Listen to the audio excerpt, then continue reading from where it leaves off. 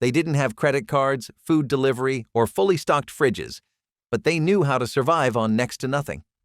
These are the poor man meals your grandparents relied on during the hardest years of their lives.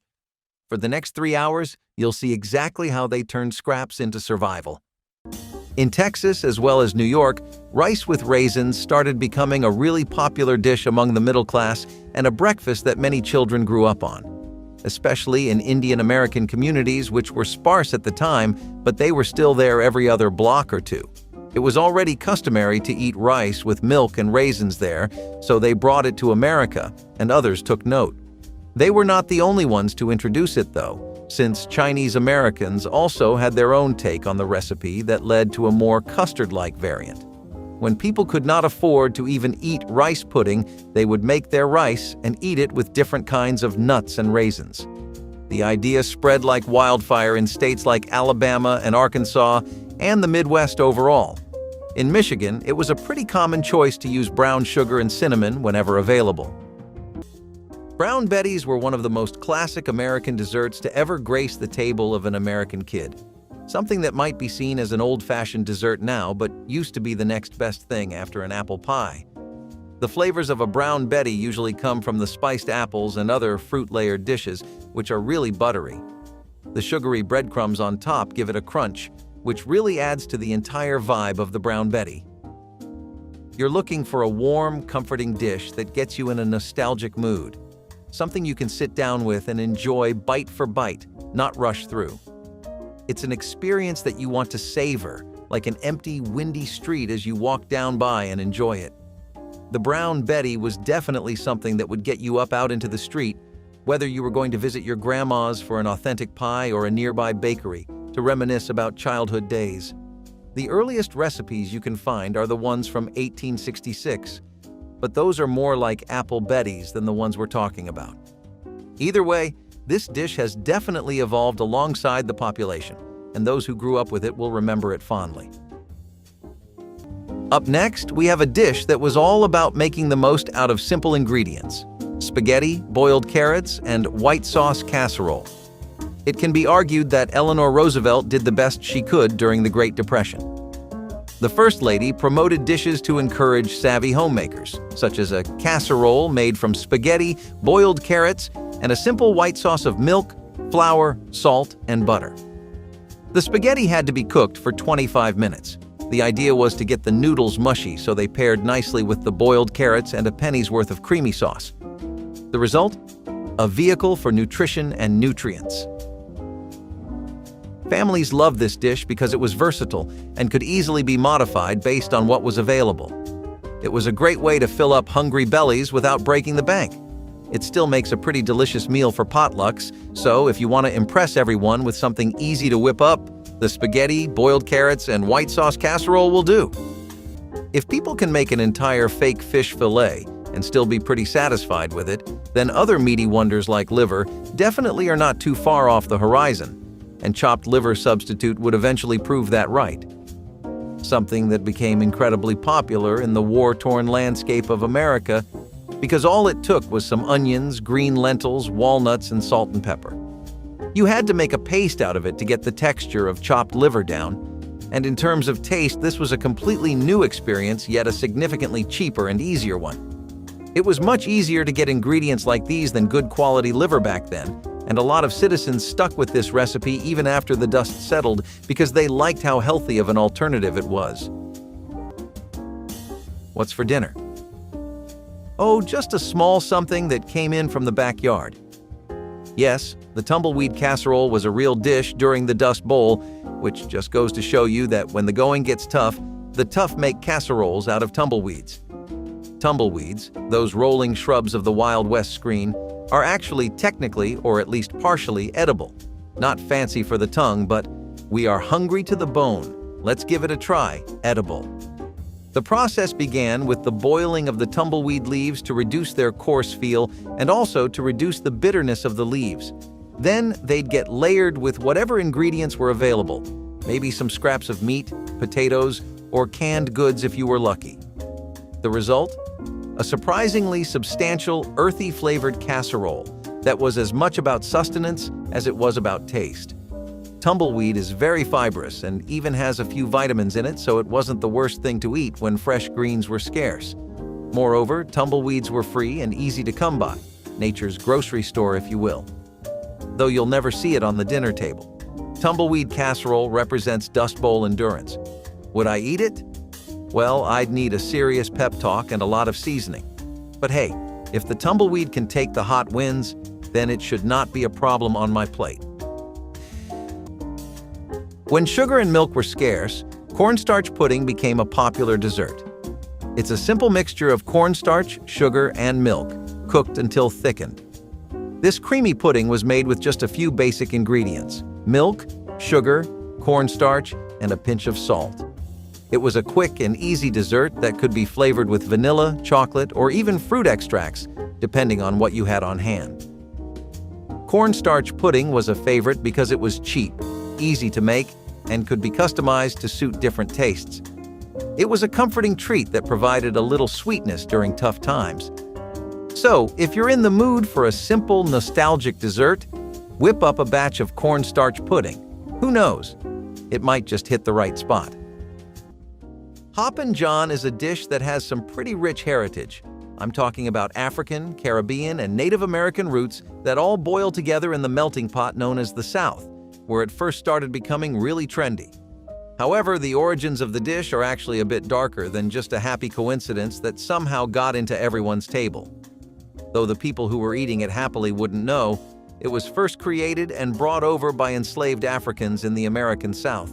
It made use of African rice and pork, and yes, the best part of the dish were the black-eyed peas even in those times. Now, as far as the name Hoppin' John is considered, nobody really ever knew where it first came from, or if there was a John who made this dish and brought it into everyone's lives. But the first time this name was mentioned was in the 1840s in a print. If you were down in the South and African American communities during New Year, then you would especially see a lot of Hoppin' Johns everywhere. The aroma of those peas and the smoked pork wouldn't miss anyone's nose, as the scent carried for miles and miles away. It was eaten specifically on New Year's because it was a common belief that eating Hoppin' Johns would bring good luck to people if they ate it to start the year. If you went into any new year with such a good plate of food, I'd say your luck was already pretty good. So maybe it does work? Back in the day, when you were out of just about everything except sugar, flour, and fruit, a vinegar cobbler was your only option. No surprise that it was also known as one of the famous desperation pies. Desperation pies are pies in American cuisine made using staple ingredients like butter, sugar, eggs, flour, and any other ingredients that cooks had on hand to complement them or substitute for ingredients that were out of season or too expensive. These pies were more common before refrigeration and canned pie fillings, and during times of hardship like the Great Depression and rationing of World War II. When fresh fruits were hard to come by, people turned to vinegar to mimic the tartness of fruits like apples and lemons. This cobbler used a mixture of vinegar, sugar, and spices to create a filling that, when baked, tasted surprisingly similar to a fruit cobbler. Instead of chunks of fresh apples, those on a budget would use apple cider vinegar to fake the acidic taste. The crust was made from basic pantry staples like flour, sugar, and butter or lard. The dish reportedly tasted like a custard made from salt and vinegar chips, a rare dessert that leaves the roof of your mouth tingling. Bubble and squeak was something that completely fit the situations most people would find themselves in during the war, because this dish is all about the leftovers. Usually, Sunday dinner's leftovers would be used in a bubble and squeak to make sure nothing went to waste. Plus, people would definitely take that sentiment to heart when it came to holiday dinners where there were enough things left to constitute at least 2 or 3 meals the next day.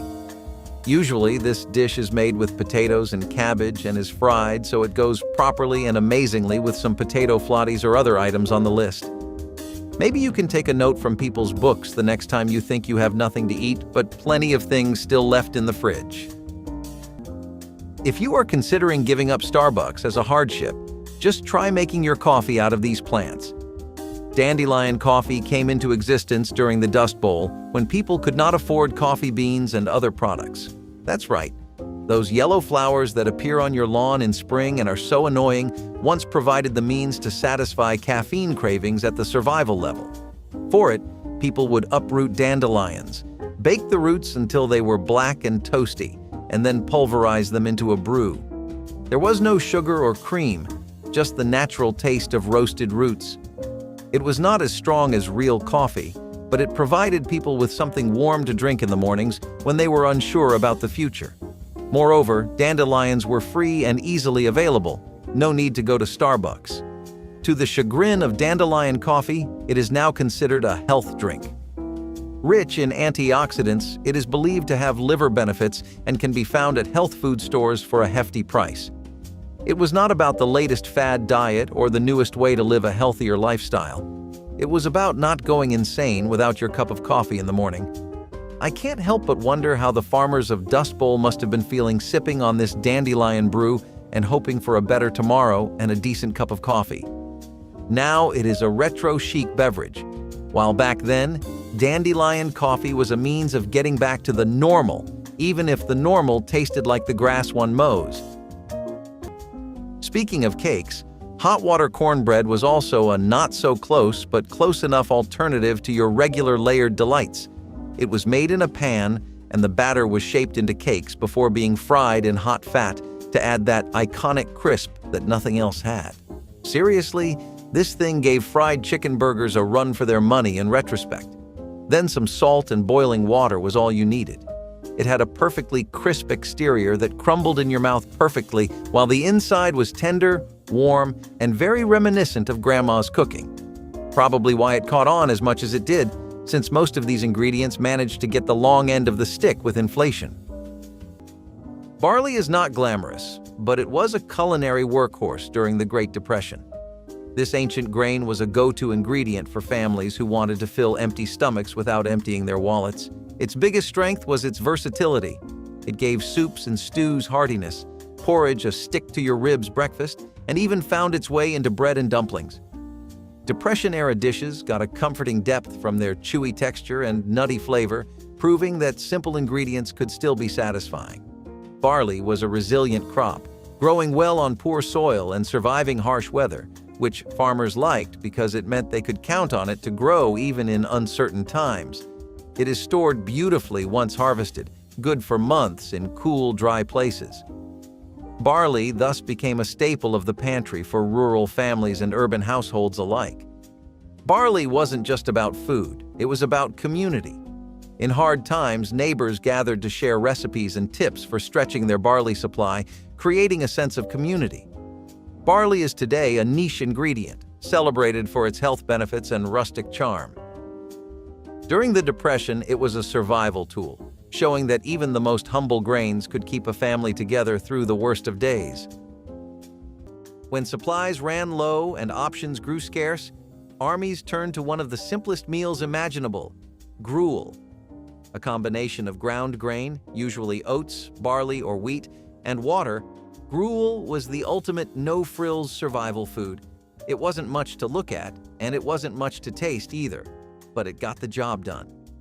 Gruel's strength was its efficiency. It required minimal ingredients, little preparation, and just a single pot over a fire to cook.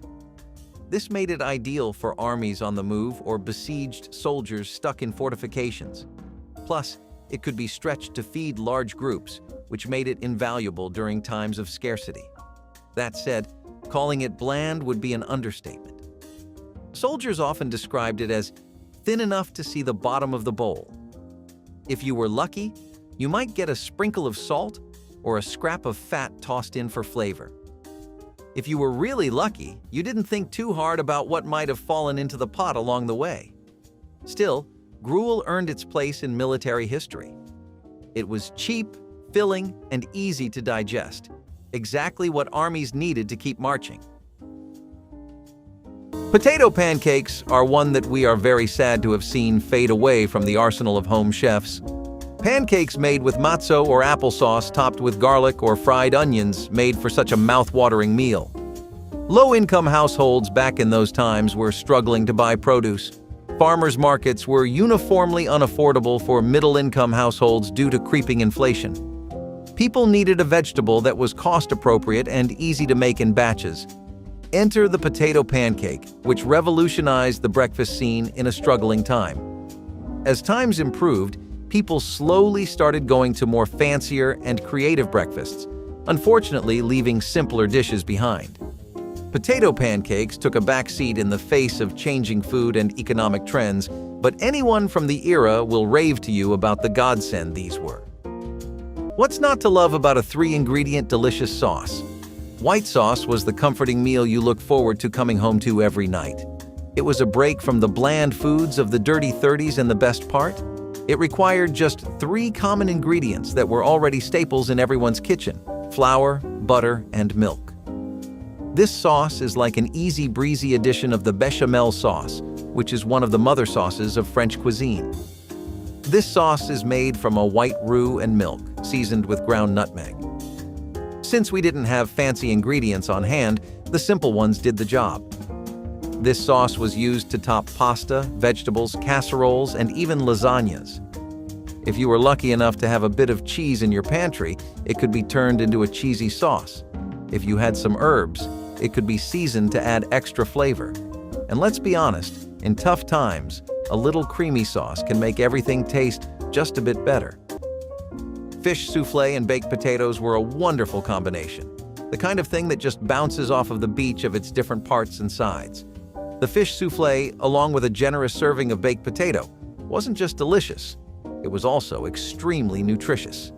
This was probably one of the recipes that kept up health the most throughout the whole ordeal. You might be wondering how fish was common enough for the recipe to have this kind of weight behind it. It just so happens that if you lived near a coastal city back then, you were definitely in luck, at least compared to the rest of the population. Fishing skyrocketed, not as a hobby this time, but as a necessary skill.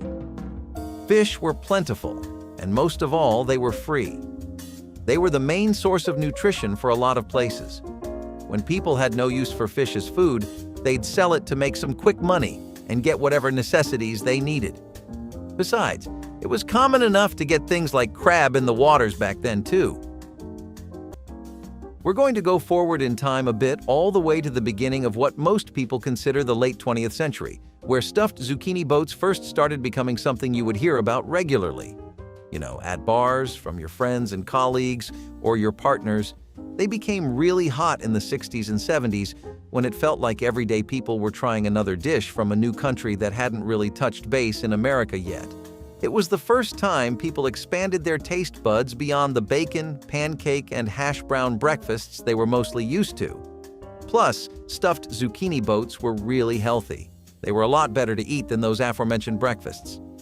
The best part was that you could really change up the fillings, so depending on what you wanted, you could have fully vegetarian zucchini boats or ones with ground beef stuffings. People say this is a part of Italian-American cooking, but a lot of Mediterranean cooking makes use of dishes similar to zucchini boats, like using stuffed peppers and vegetables like eggplants. Who says you need apples to make an apple pie? Not the Depression era, folks, that's for sure. This mock apple pie was a genius hack that used Ritz crackers as the crust and a sweet, sticky filling made from sugar, cinnamon, and water. It was a budget-friendly dessert that satisfied the sweet tooth without the need for expensive or hard-to-find ingredients. Plus, it was a great way to use up those stale crackers lurking in the back of your pantry. The Ritz mock apple pie became a Depression-era favorite, despite the fact that it was a pastry imposter. How did it work? The aromatic mixture of sugar, cinnamon, butter, lemon juice, and crackers combined to convince the taster's senses that the pie actually tasted of apples. Mock apple pie actually dates to the mid-1800s. During the wintertime, when apples were scarce and dried apple stores were used up, inventive home cooks would instead use soda crackers or stale bread. The more modern Ritz cracker version came about in the 1930s.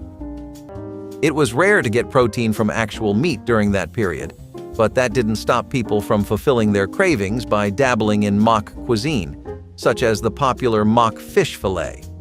While this did not actually use fish, it imitated the texture and flavor with pints of milk brought to boil, ground rice, chopped onion, and leeks, with the end being a good stir in a properly beaten egg.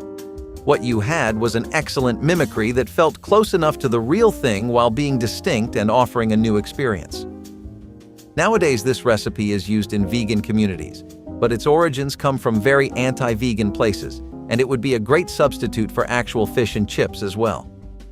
So, the best part about going to South Carolina is easily the Frogmore stew that you can find in the low-country parts of the state. Despite what the name implies, rest assured, there aren't any toads or frogs that will jump out from your bowl of stew. It's just a small little reference to Frogmore. This is a community that you can find in St. Helena Island, located in South Carolina. It's said that this is where the dish first came from, and it's a one-pot boil that's become pretty closely associated with Carolina cuisine. This seafood boil pretty much is made of all the basic ingredients you would imagine modern boils to use. You have your mashed potatoes, corn on the cob, shrimp, vegetables, and spices, and it really is one of those crowd-pleasing dishes I talked about earlier. It's nearly impossible to go wrong with this dish because it's got a lot of variety. If you're sitting with a group of people who aren't the biggest fans of shrimp, you can throw in some cod, some oysters, or crab. Whatever kind of seafood gets the current group going, it can work in Frogmore stew. Since this is entirely a boil, it's also pretty nutritious. This is part of why the dish got so popular, since people living on the Carolina coast would rely on one-pot boils like these, which made use of the catch of the day. You might think that boiled animal hooves are something that only a survivalist would eat, and indeed, during the Dust Bowl, they were the only thing keeping some families going. When meat became unaffordable and gelatin packets were a luxury, hooves came in handy, literally and metaphorically. Animal hooves, preferably cow or pig, were used and boiled to make a broth that was as useful and as ugly-sounding as it can get in our ears today. The long cooking process tenderized collagen present in hooves and made it into a natural binder for soups, stews, and even sweets. Yes, you heard it correctly, desserts. Gelatin from hooves was the secret behind the wobble in aspics, jellies, and custards. This was not about getting by. It was about getting the most out of each part of the animal. Hooves cooked were a rich source of protein and minerals and were a great food source during the lean periods. And even though they were not the most attractive, they ensured that bellies were filled and bodies were built. Today, such concepts as boiling hooves may cause some people to have goosebumps. However, in those days, it was business as usual. Dust Bowl meals were about subsistence, and at times, subsistence entails getting creative with what is available, or hoof. Depression cake and war cake are just a few of the titles this cake has. It proved that even if things were economically bad, people still had a sweet tooth. It was not just a silly craving, but a sign of comfort and a reminder of more normal days. After all, actual cake was way out of the question when people had to live off of $5 a week and feed their entire families along with it. Depression cake, as glum as it sounds, was a very welcome addition to most people's baking roster since it substituted milk with water, baking powder with eggs, and shortening instead of butter. This significantly reduced the cost of making a cake, and it was one of the things that started mock cuisine in America. Dried peas may be the wallflowers of the legume world, but they were the unsung heroes of many kitchens during the Great Depression. These little green powerhouses were tiny, nutrient-packed, and incredibly cheap, just the kind of food that families could stretch their food budgets as far as possible. In particular, split peas shone brightly as the star ingredient in hearty soups and stews. A handful of vegetables, maybe a scrap of salt pork, simmered with a pot of water made a meal that could warm bellies and spirits. The peas themselves were a solid dose of protein for those who couldn't afford meat and helped families stay nourished when times were tough. A near-infinite shelf life also came from dried peas. They could be stored in jars or cloth sacks and could last for years, making them a reliable choice for households that wanted to prepare for lean months. Peas were often grown by rural families, which dried and preserved them for the winter, or city dwellers went to market stalls to get their supply. Dried peas have been overshadowed by the flashier ingredient, but their legacy remains. They remind us that sometimes the simplest foods are the most dependable, feeding families through economic storms with a few handfuls of green perseverance. Preserving food was a matter of survival, and for soldiers on the move, smoked meat was more than a meal, it was a lifeline. Long before refrigeration, smoke was nature's preservative, infusing meat with flavor while keeping bacteria at bay. Unlike salted meat, which could be tough and overwhelmingly briny, smoked venison, beef, or even pork offered a more palatable and aromatic option. The process wasn't quick. Smoking meat required hours, sometimes days, over low, consistent heat, with wood types carefully chosen for their flavor. Hickory, oak, and applewood were integral to the preservation process. Once smoked, the meat could last for weeks or even months, making it ideal for soldiers who had to carry their food supply on their backs. This preservation method wasn't without its quirks. Smokehouses where the magic happened became a common sight near military camps. They were so important that losing one to fire or sabotage could cripple an army's food reserves. Of course, the soldiers weren't exactly gourmands. A joke went that smoked meat was great for keeping your teeth in shape, if you could chew through it. But on a cold night, after a long march, a strip of smoked beef paired with bread or pottage was as close to comfort food as a soldier could get. Cornbread was one of the most popular sources of carbohydrates back in the day. Since there wasn't much food available, this one was a reliable provider of instant energy and kept folks fueled through the toughest days. Cornbread was versatile too. It could be served with just about anything, from a hearty bean soup to a simple stew. It was the kind of bread that could stand up to the most basic of meals and still make them feel a bit more complete. Plus, it was easy to make in large batches, which was a huge plus when feeding a family when pockets were tight. This was a staple during the Dust Bowl because cornmeal was cheap and filling. You could whip up a simple cornbread loaf, fry up corn fritters, or even make mush. So you might be surprised to hear Party Franks on this list. Just because the times were as tough as they were doesn't mean people forgot how to have fun. Party Franks today are pretty much just an appetizer at family gatherings and potlucks, but back then, it was totally different. There was this entire concept of community-based cooking that was pretty much exclusive to that time period. Neighborhoods would pool their resources and pantries together. They'd cook up a storm for the whole block, and it would leave everyone fulfilled and satisfied. The idea was that people would get more variety, nutrition, and overall food if everyone shared an agreed amount from the get-go. Party Franks were perfect for situations like this because it was extremely easy to prepare for an entire group of people. When I say group, I mean at least a dozen plus, not a family of 4. You'd have pigs in a blanket with sausages wrapped in leftover dough, or you'd have them sliced into tiny bits and added to stews, soups, and sometimes even sandwiches. It was a little way to add some flavor and style to otherwise pretty plain meals. Are you a big fan of deli food? Deli meats, sandwiches, loaves, that kind of thing? Then one of the best parts of that kind of eating was the olive loaf. It was usually made with pork and beef plus chopped green olives, which is what it became known for. There was a small, brief period before convenience foods started taking over America, where processed meats were really becoming a thing, and this dish was a big part of that time, which arguably spanned all over the 1940s to the 1970s. It had an extremely loyal fan base too, as this was responsible for many deli counters still staying in business. These days, you could find retro stalls that still do a mean olive load, but the days where this was a commonplace item on the street and something you'd see your grandma cooking up are long gone in America's history. People definitely remember the flavors of the bologna, the ham loaves, and all the amazing dips they came with, though. So, peanut butter stuffed baked onion might sound strange, but trust me, it's worth a try.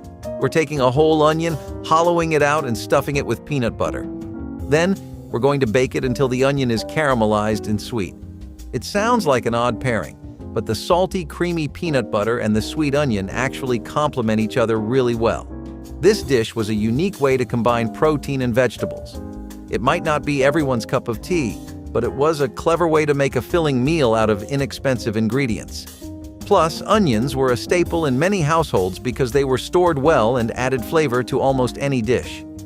It was one of the more outlandish food recipes to come out of the Great Depression, and food historians Andrew Coe and Jane Ziegelman, authors of A Square Meal, are certainly no fans. So am I. Chow chow is a pretty decent little dip in the southern side of America. Appalachian regions really just can't get enough of the stuff, and they definitely never fell out of the habit of pairing it up with most of their dishes. You could call it a pickled relish, but it's really just this dip made out of a cocktail of different greens and spices. You got your peppers, mustard seeds, cinnamon, and cloves, as well as cabbage, green tomatoes, and onions. It's actually a lot sweeter than you would originally think too, and really crunchy. People would chop the vegetables as finely as they could and mix them with vinegar, sugar, and spices to make this really vibrant brine, which stood out among other flavors at the time during the 20th century. The vegetables were also blanched and then placed in jars. The brine was then poured over them, and this would be sealed in jars so that it could marinate. It sounds simple enough, but it's a bit tricky, and even taking a bit of time away or leaving it in there for just a tad bit too long can mess with the flavors here. Let's stay in the South for a while. It's not all savory and spicy, they even have some great desserts. If you believe that eating insects is a modern, sustainable practice, you are wrong. In the Dust Bowl, crispy fried grasshoppers were not a joke, they were a staple food. During the poor harvests, and when meat was hard to come by, farmers looked to the hordes of grasshoppers feeding on the crops. Talk about revenge dining. Hunting grasshoppers was a family event, and when you had gathered enough grasshoppers in a bucket, then the cooking process started. They were washed, marinated, and then fried to a crisp golden brown. The result? A crunchy snack that contained protein and was not too shabby if one didn't consider what they were consuming. Grasshoppers are in fact a form of superfood as they contain high protein, iron, and good fats. The Dust Bowl families were not consciously trying to innovate, but they were able to feed themselves in a way that many others could not. Also, if you fry anything, it automatically becomes at least 50% tastier, doesn't it? Nowadays, insects are being considered as a source of food, but in the past, crispy grasshoppers were a means of feeding oneself. So most oatmeal meatloaf recipes use the oats as a side piece to, like, 2 pounds of lean ground beef, but that was obviously not what people were working with back then. Instead, the loaf was made entirely of layers of oatmeal, with sausages and bacon stuffed into it to give that meaty profile.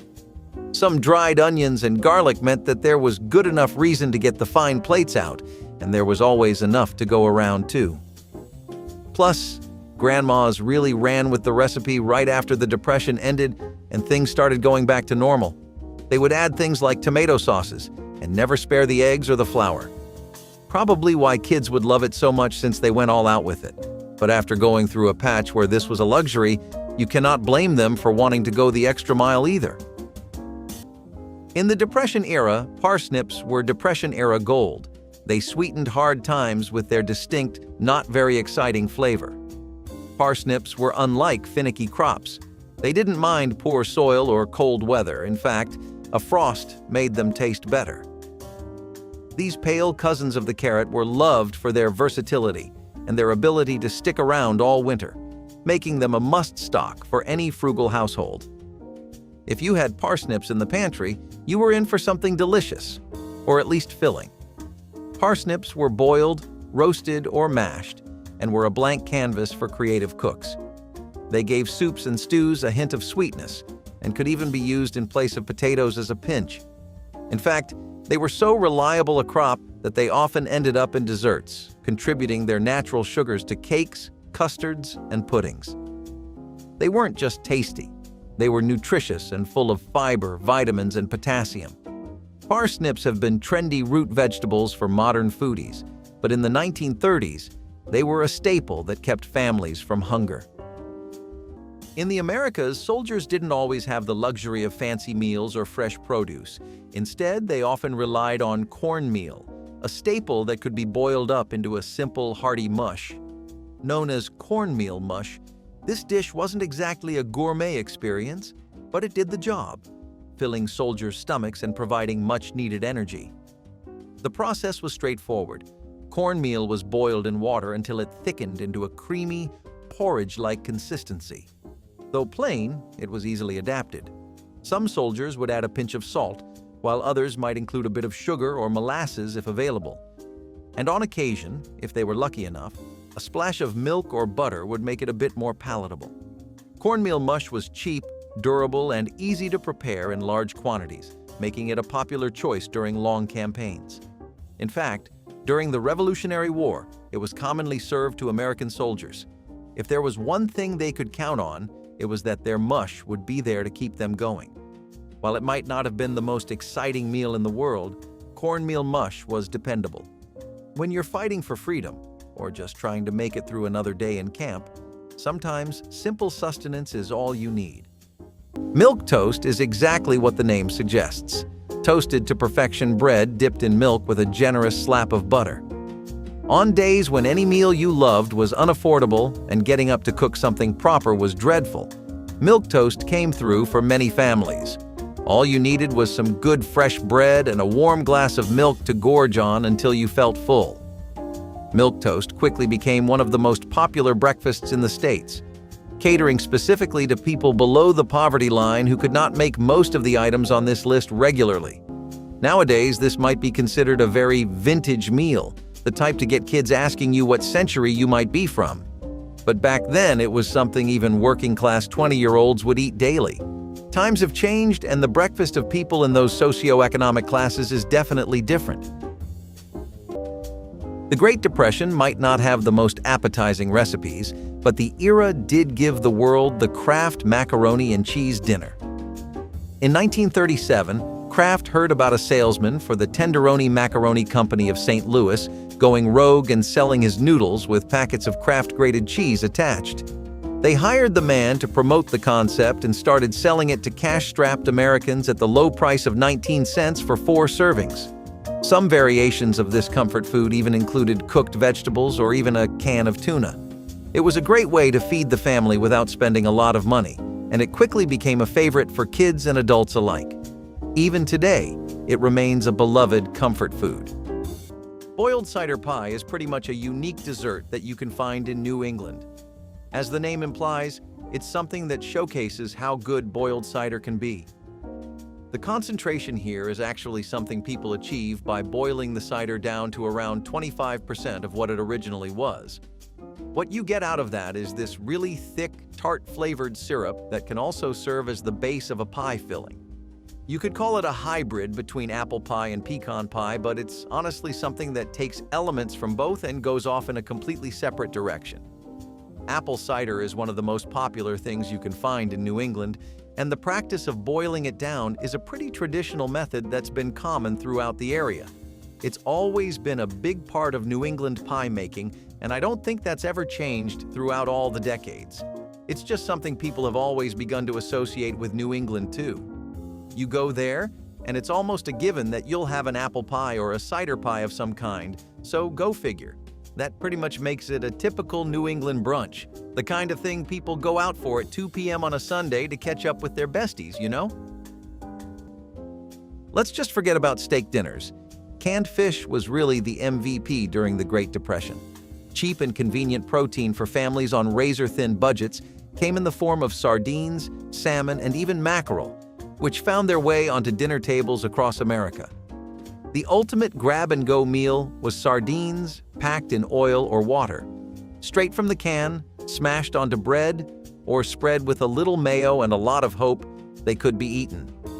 Canned salmon was a heartier option for casseroles, patties, and soups, stretching one can to feed an entire family. The salty, slightly fishy flavor wasn't for everyone, but when you were hungry, you didn't complain.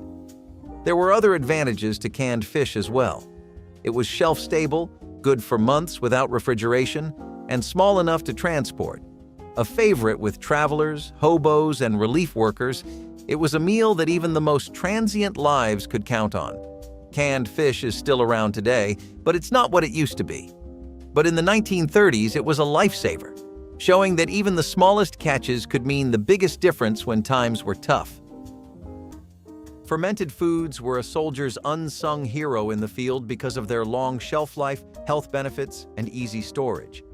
Sauerkraut, pickled vegetables, and fermented grains were common staples, valued for their ability to withstand harsh conditions without spoiling. And when you're out in the middle of nowhere, that's a pretty big deal. The process of fermentation, which involves converting sugars into alcohol or acids, offered a natural boost to the immune system.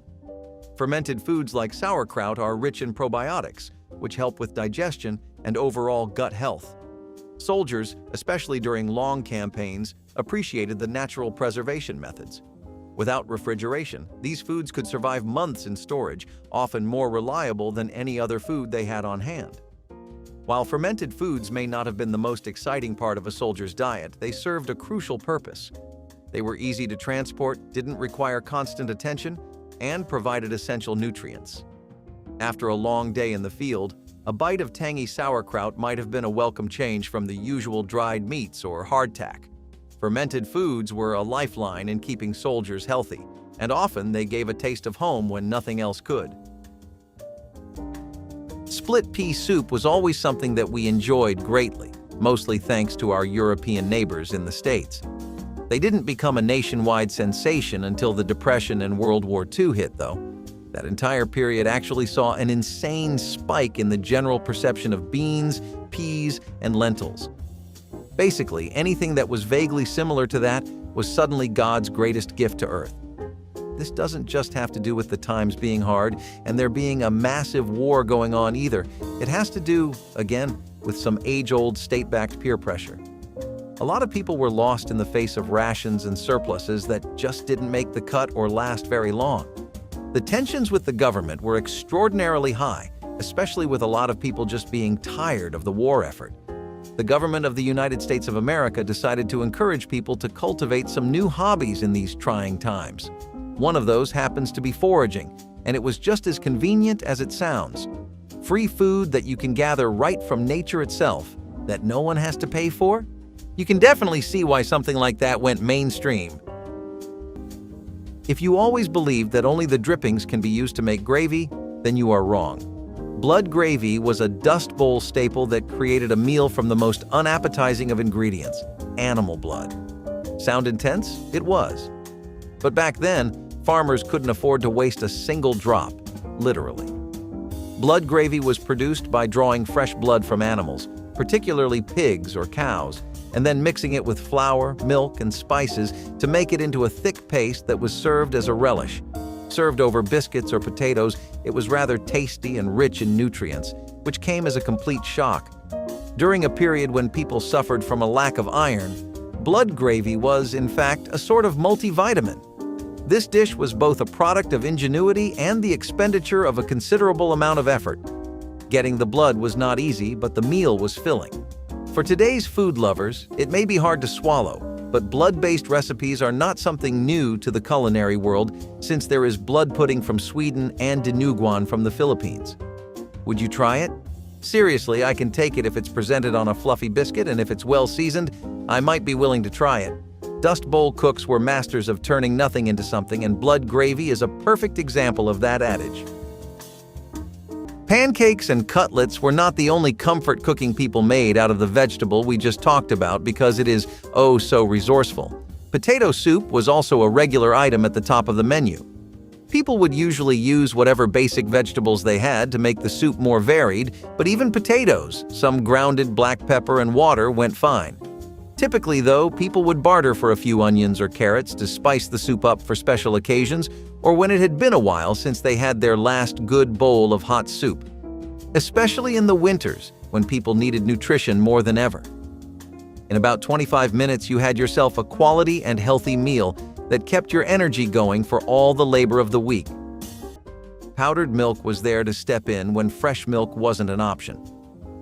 Powdered milk was a marvel of food science, transforming surplus dairy into a shelf-stable product that didn't require refrigeration, a crucial feature for families without electric iceboxes during the Great Depression. Technically, a few scoops of powder whisked into the water made a liquid that resembled milk. The taste was more chalky than creamy, and the fresh stuff had a richer flavor. But powdered milk wasn't about luxury. It was about survival. It was a base for soups, sauces, and baked goods, making it one of the most versatile Depression-era pantry items.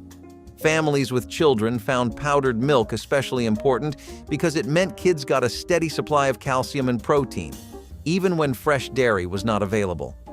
It was also affordable, which meant it became a favorite among relief programs, which distributed it to struggling households. Powdered milk was a lifeline for families living far from the nearest dairy farm in rural areas where refrigeration was scarce. Today, powdered milk is used mostly for emergencies and backpacking trips, but it played a big role during the Great Depression. It was a symbol of ingenuity and resilience, taking something as simple as milk and turning it into a survival tool in a world of scarce resources. During long campaigns, soldiers often had to rely on more than just their rations to stay fed. When the opportunity arose, hunting for fresh meat became not just a necessity, but a small victory in the midst of the hardships. Rabbits, deer, and wild boar were common targets. These animals were perfect for feeding a small group and could be cooked over a fire with minimal preparation. Roasting game was a simple process. After a successful hunt, soldiers would often skin and gut the animal, then roast it directly over an open flame or on a spit. The smell of cooking meat could be both a comfort and a temptation, scenting the air as a reminder that fresh food was not always a guarantee. While hunting provided nourishment, it wasn't without its challenges.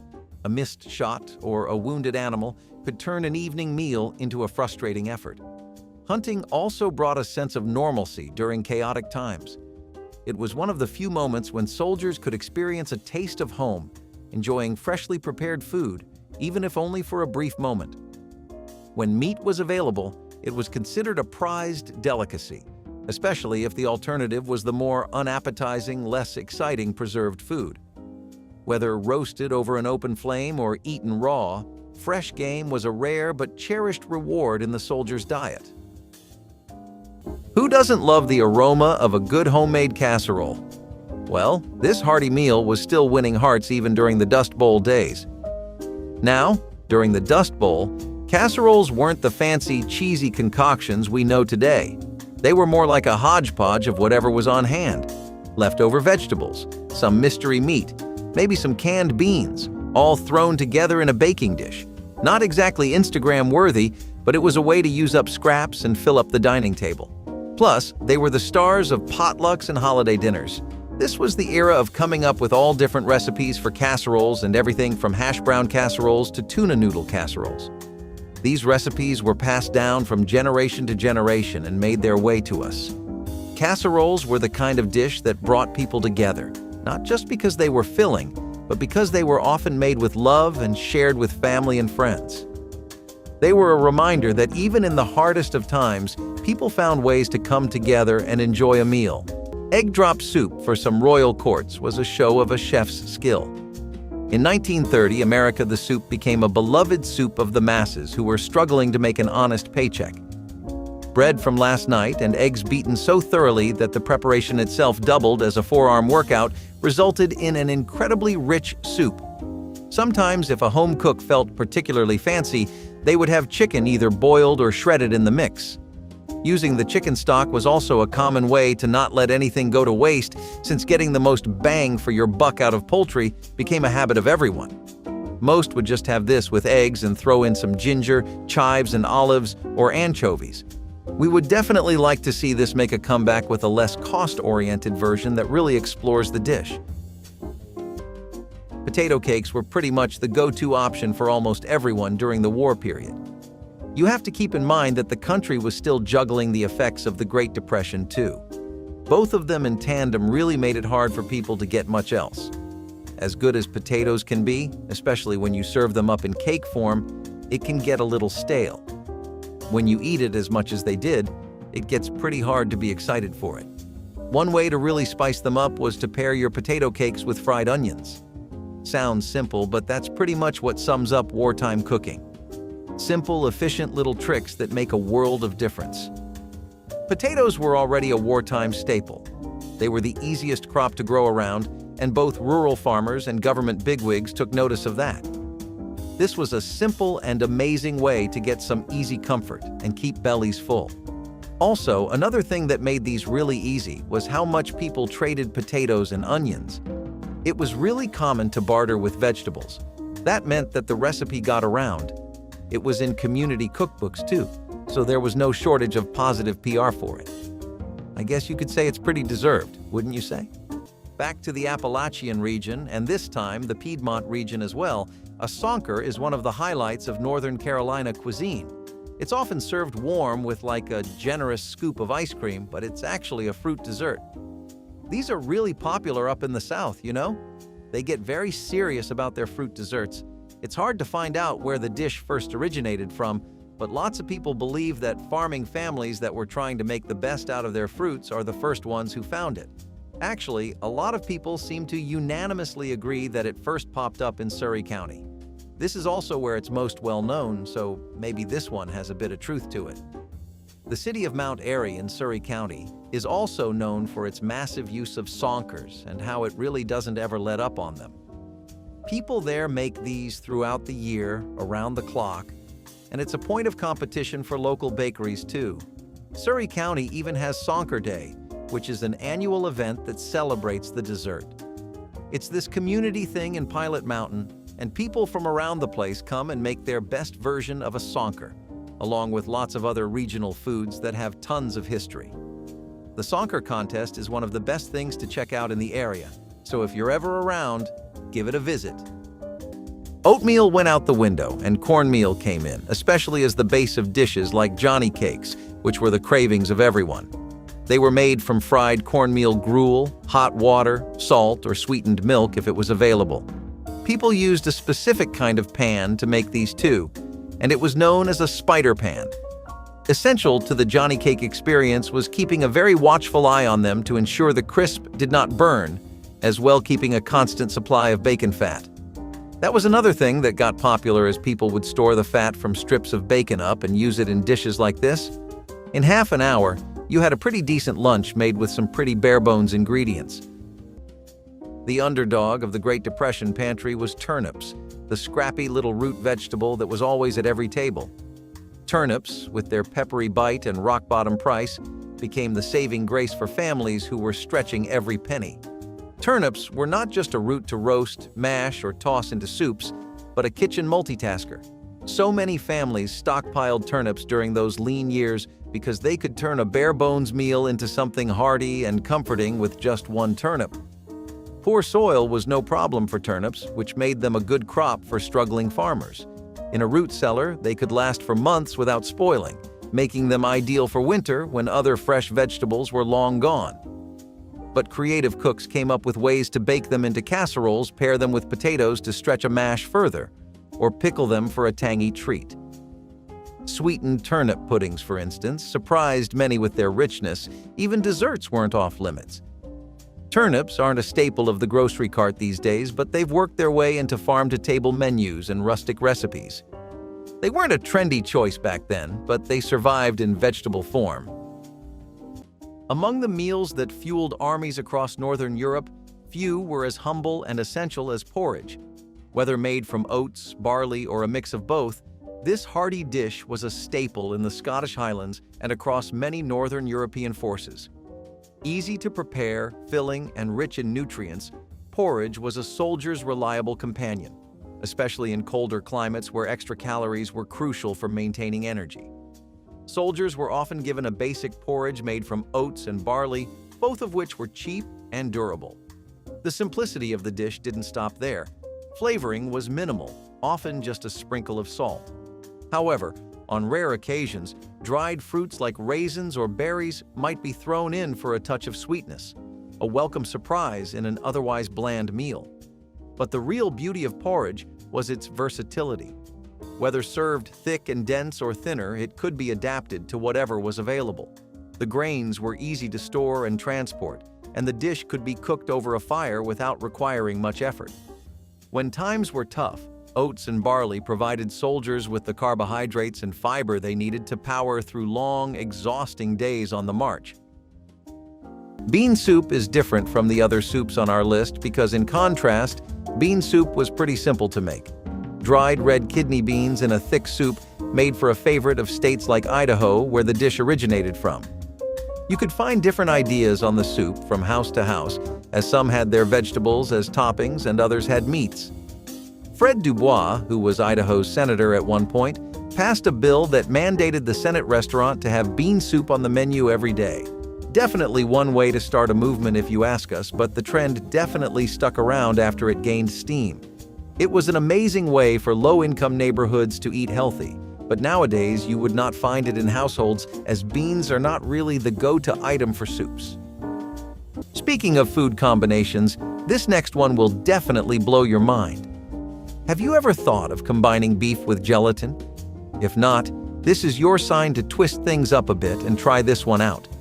There's a reason why this one was the talk of the town during the Dirty 30s. The gelatin was used to thicken soups and stews, while the beef added a hint of protein.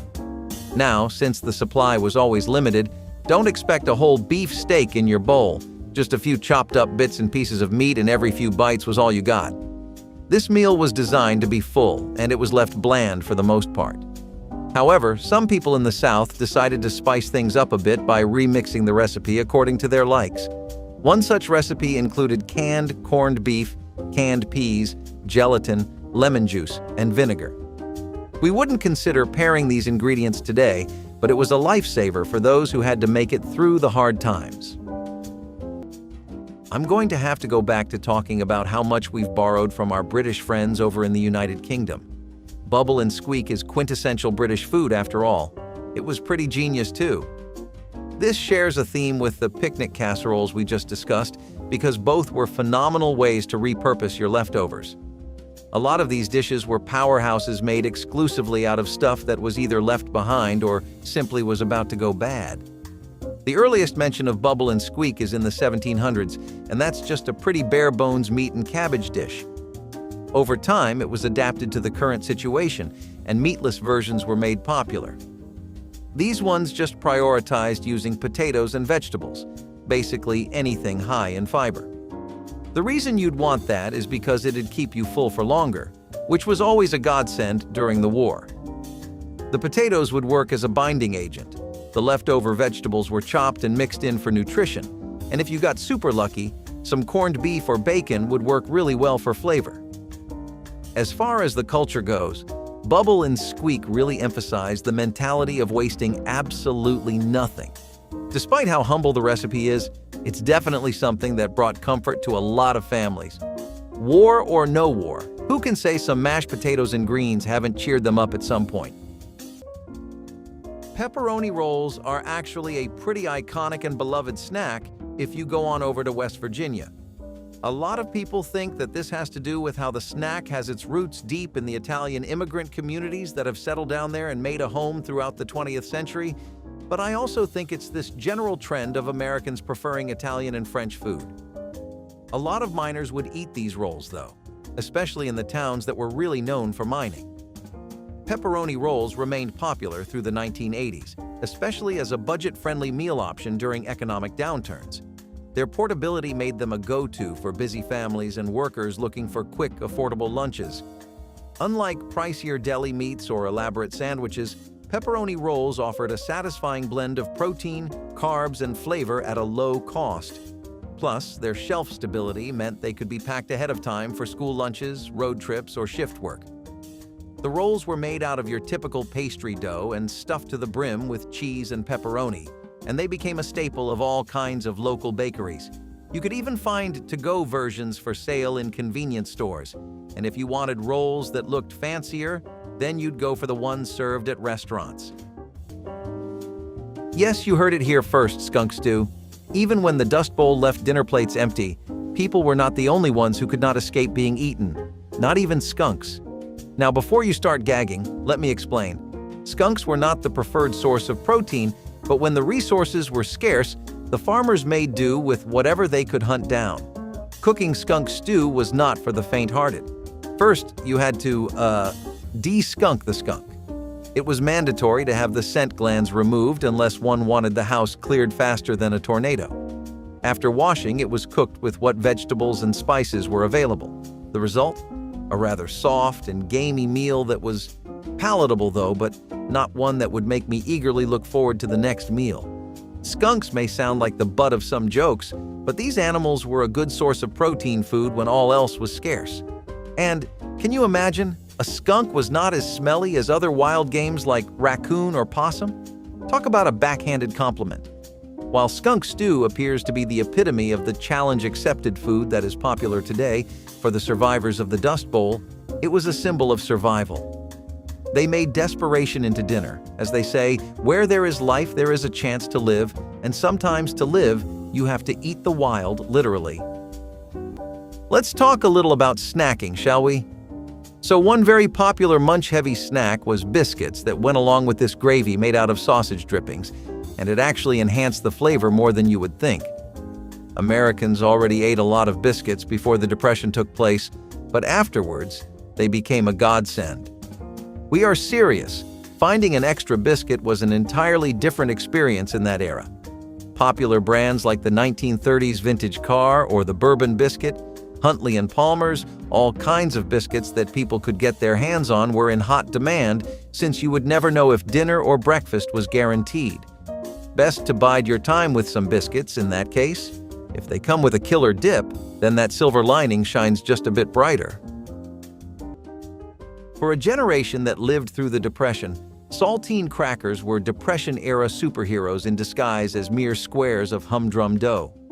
Saltines stretched scarce ingredients further, providing the fill-in-the-gaps when bread, flour, or even meat ran short. Break them into milk for breakfast? Done. Canned goods? Layer them with them for a makeshift casserole? Absolutely. A rare treat. Toast them with cheese? Heaven on a plate.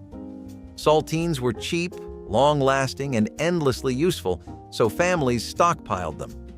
Because they were shelf-stable, they stayed fresh for months, a game-changer when grocery trips were out of the question. Saltines were also a change in texture and flavor from food that got monotonous, which was often the case during the Depression. They were neutral, so whatever was on hand could be put on them: peanut butter, jelly, or leftover gravy. Today, they're often overshadowed by their fancier cracker cousins, but saltines still have a nostalgic charm. In the 1930s, they were more than a snack. They were a survival tool, and sometimes the simplest things were the biggest things. Life on the march wasn't glamorous, and neither was the food, but it was dependable. Pottage was the workhorse of pre-modern diets, a thick, hearty stew made from whatever grains, legumes, and vegetables were on hand. Think of it as the ultimate clean-out-the-pantry recipe, centuries before that was trendy. It was survival in a pot. Soldiers would boil ingredients together, letting them simmer for hours over a fire. Barley, peas, lentils, onions, whatever was in season or could last on the road made it in. And if you were lucky enough to have access to bread, it became the perfect accompaniment to soak up every last drop. Pottage was endlessly customizable. In lean times, it might be just barley and water. During rare moments of abundance, soldiers might toss in some herbs, bones, or even a bit of meat, transforming it into a feast. Medieval armies didn't have Michelin stars, but they did know how to stretch a meal. Of course, it wasn't always exciting. It was the same flavor, day after day. Still, when you're cold, hungry, and far from home, a bowl of pottage could taste better than gold. After all, the real luxury was staying alive and staying warm. Dandelion salad might sound like a fairy tale-like name for an incredibly frugal but delicious meal. By now, you might have noticed the scavenger vibe in terms of ingredients of the dishes so far. People making anything out of whatever they had on hand. Economic downturns often feature lifestyle changes, and the Great Depression was no other, sending people on a scramble to find and eat anything. Dandelion salad took scramble seriously as the meal involved finding and foraging dandelions. You would cut out all the roots, flowers, and waste to make the dressing for a very healthy salad. For people, especially those on a diet and a budget, this was a godsend.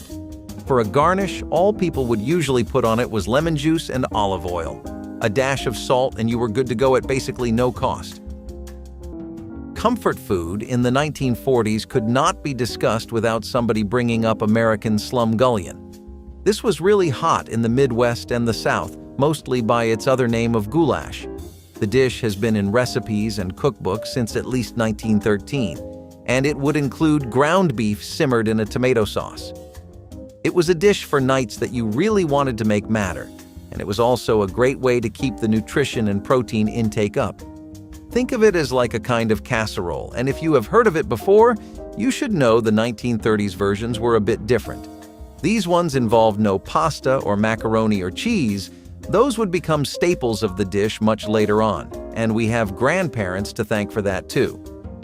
Imagine biting into something so hard that it could double as a building material. That was hardtack, a dense, dry biscuit made from flour, water, and sometimes salt. It wasn't exactly a culinary delight, but it was a lifesaver for soldiers and sailors on long campaigns. Its secret was longevity. Properly stored, hardtack could last for years and, in some cases, even decades. But eating it wasn't for the faint of heart or teeth. Soldiers often joked it was hard enough to stop a bullet. To make it edible, many soaked it in water, coffee, or stew to soften it. Without that, breaking it might feel like a test of willpower. Salted and cured to withstand long journeys, dried fish added essential nutrients, though the smell wasn't exactly subtle. Imagine a ship full of men and barrels of dried fish during a humid summer. Let's just say it's a good thing Fabrese wasn't invented yet. These simple foods fueled explorers, sailors, and armies through grueling months without fresh supplies. Though unassuming, they were engineering marvels of preservation and utility, proof that survival often came at the cost of flavor. Carrot marmalade came to the rescue when gelatin and popcorn weren't doing much for the taste buds. Now, marmalade usually involves citrus fruits, but during the Dust Bowl, folks had to get creative. This was a pairing that ensured nothing went to waste in the kitchen, including carrots that had slightly gone bad. This wasn't just a treat, but it was a way to preserve the sweetness in fresh fruits and vegetables because fresh produce was hard to come by. This marmalade was made by boiling carrots with sugar and a bit of lemon juice, creating a spread that could be used on bread or biscuits. Plus, carrots are packed with nutrition. Carrots are packed with antioxidants like beta-carotene and lutein. These compounds have protective effects against oxidative stress and inflammation. Smoked picnic ham with brown sugar was another really inexpensive way to stretch ingredients without breaking the bank. You might not know, but refined sugar actually pretty much became a myth in homes back then. In more bougie neighborhoods, sure, you'd pop open a cabinet and see some sitting pretty, but for everyone else, that just wasn't the case. Refined sugar was a rarity and also an expensive ingredient to buy.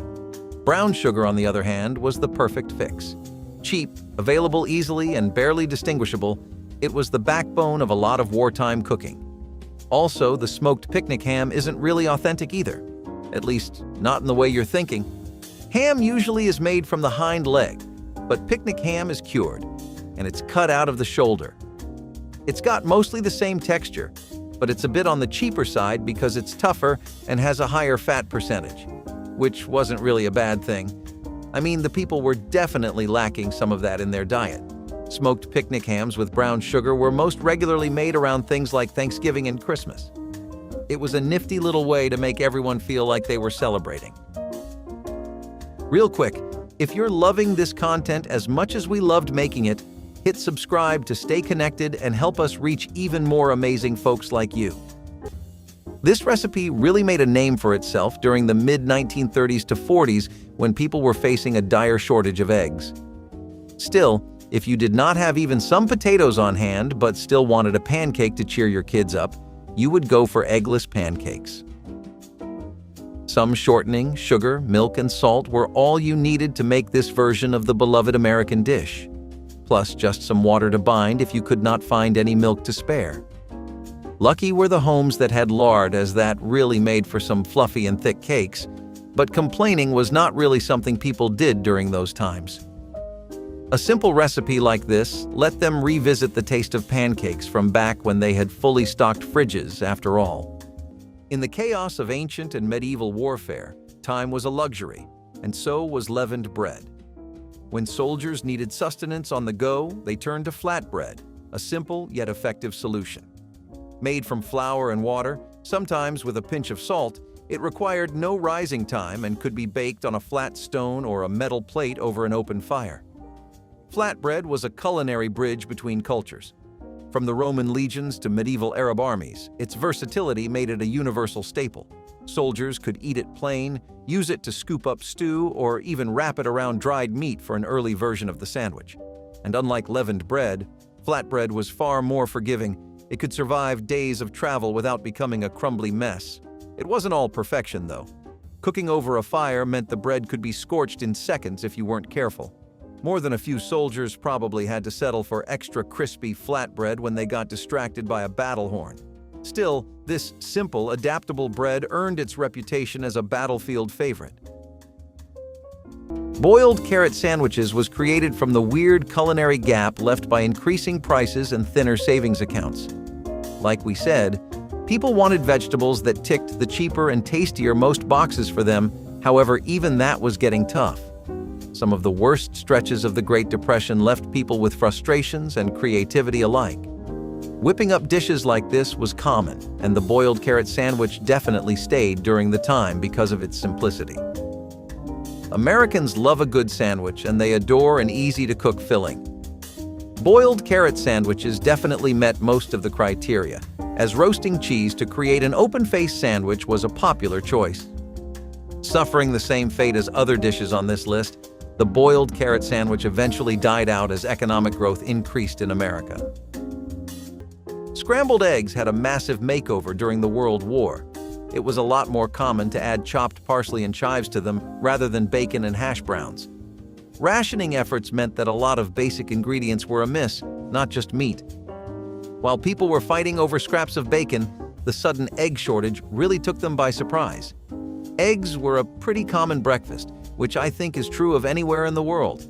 They were also a wonderful source of protein, so I'm sure you can figure out why the government wanted all the eggs to themselves. Dried, powdered eggs supplemented with water were used instead. You'd use the water and whisk them until they'd reach something that still resembled the texture of a fresh egg. Then, if you could afford to, you'd use some powdered milk to further make it resemble your typical plate of scrambled eggs. That raised another concern, which was, well, the powdered eggs are running out too fast. The solution people came up with at that point was to use fillers like vegetables, the parsley and chives, to fatten the egg up a bit. Make it a bit more substantial, you know? I have to say, I think they did a pretty clean job with it. So lasagna soup is really as Italian as it gets. It was one of the most common recipes to make when people were coming out of the Depression, because it was extremely comforting and warm. It involved basically the entire blueprint of a lasagna, the pasta, meat, and vegetables, and yes, the unholy amounts of tomato sauce, but it was all in soup form. This dish was something people really treasured both for its taste and how easy it became to prepare it thanks to modern progressions in cooking appliances. You didn't have slow cookers that were half this good back in the 50s and 60s. One of the best reasons to make this dish was that it offered you a lot of nutrition for almost nothing. You could make this using leftovers, random scraps, or even vegetables that are different from what you typically order. This helps keep the soup fresh each time you make it, while also ensuring that it becomes your go-to for a health boost. Who wouldn't want that? Personally, I think the Italians really cracked the code on all this healthy eating stuff. What about you? Would you consider keeping lasagna soup as a side dish in your roster?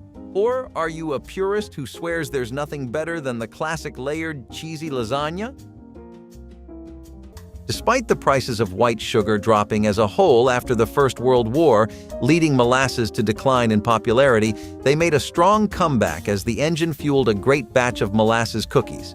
People also started abandoning white sugar during the Second World War, and it caused them to look for alternatives for their yearly Christmas baking sessions, and the government was already pushing on molasses for widespread public use pretty hard.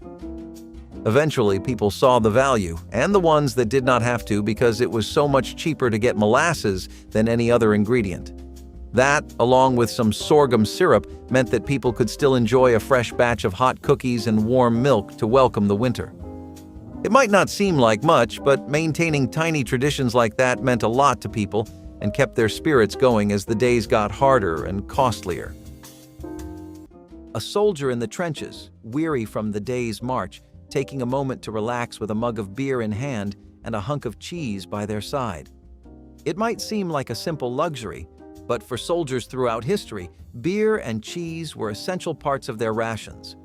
Soldiers in ancient Rome and during the Napoleonic Wars were often issued daily beer rations.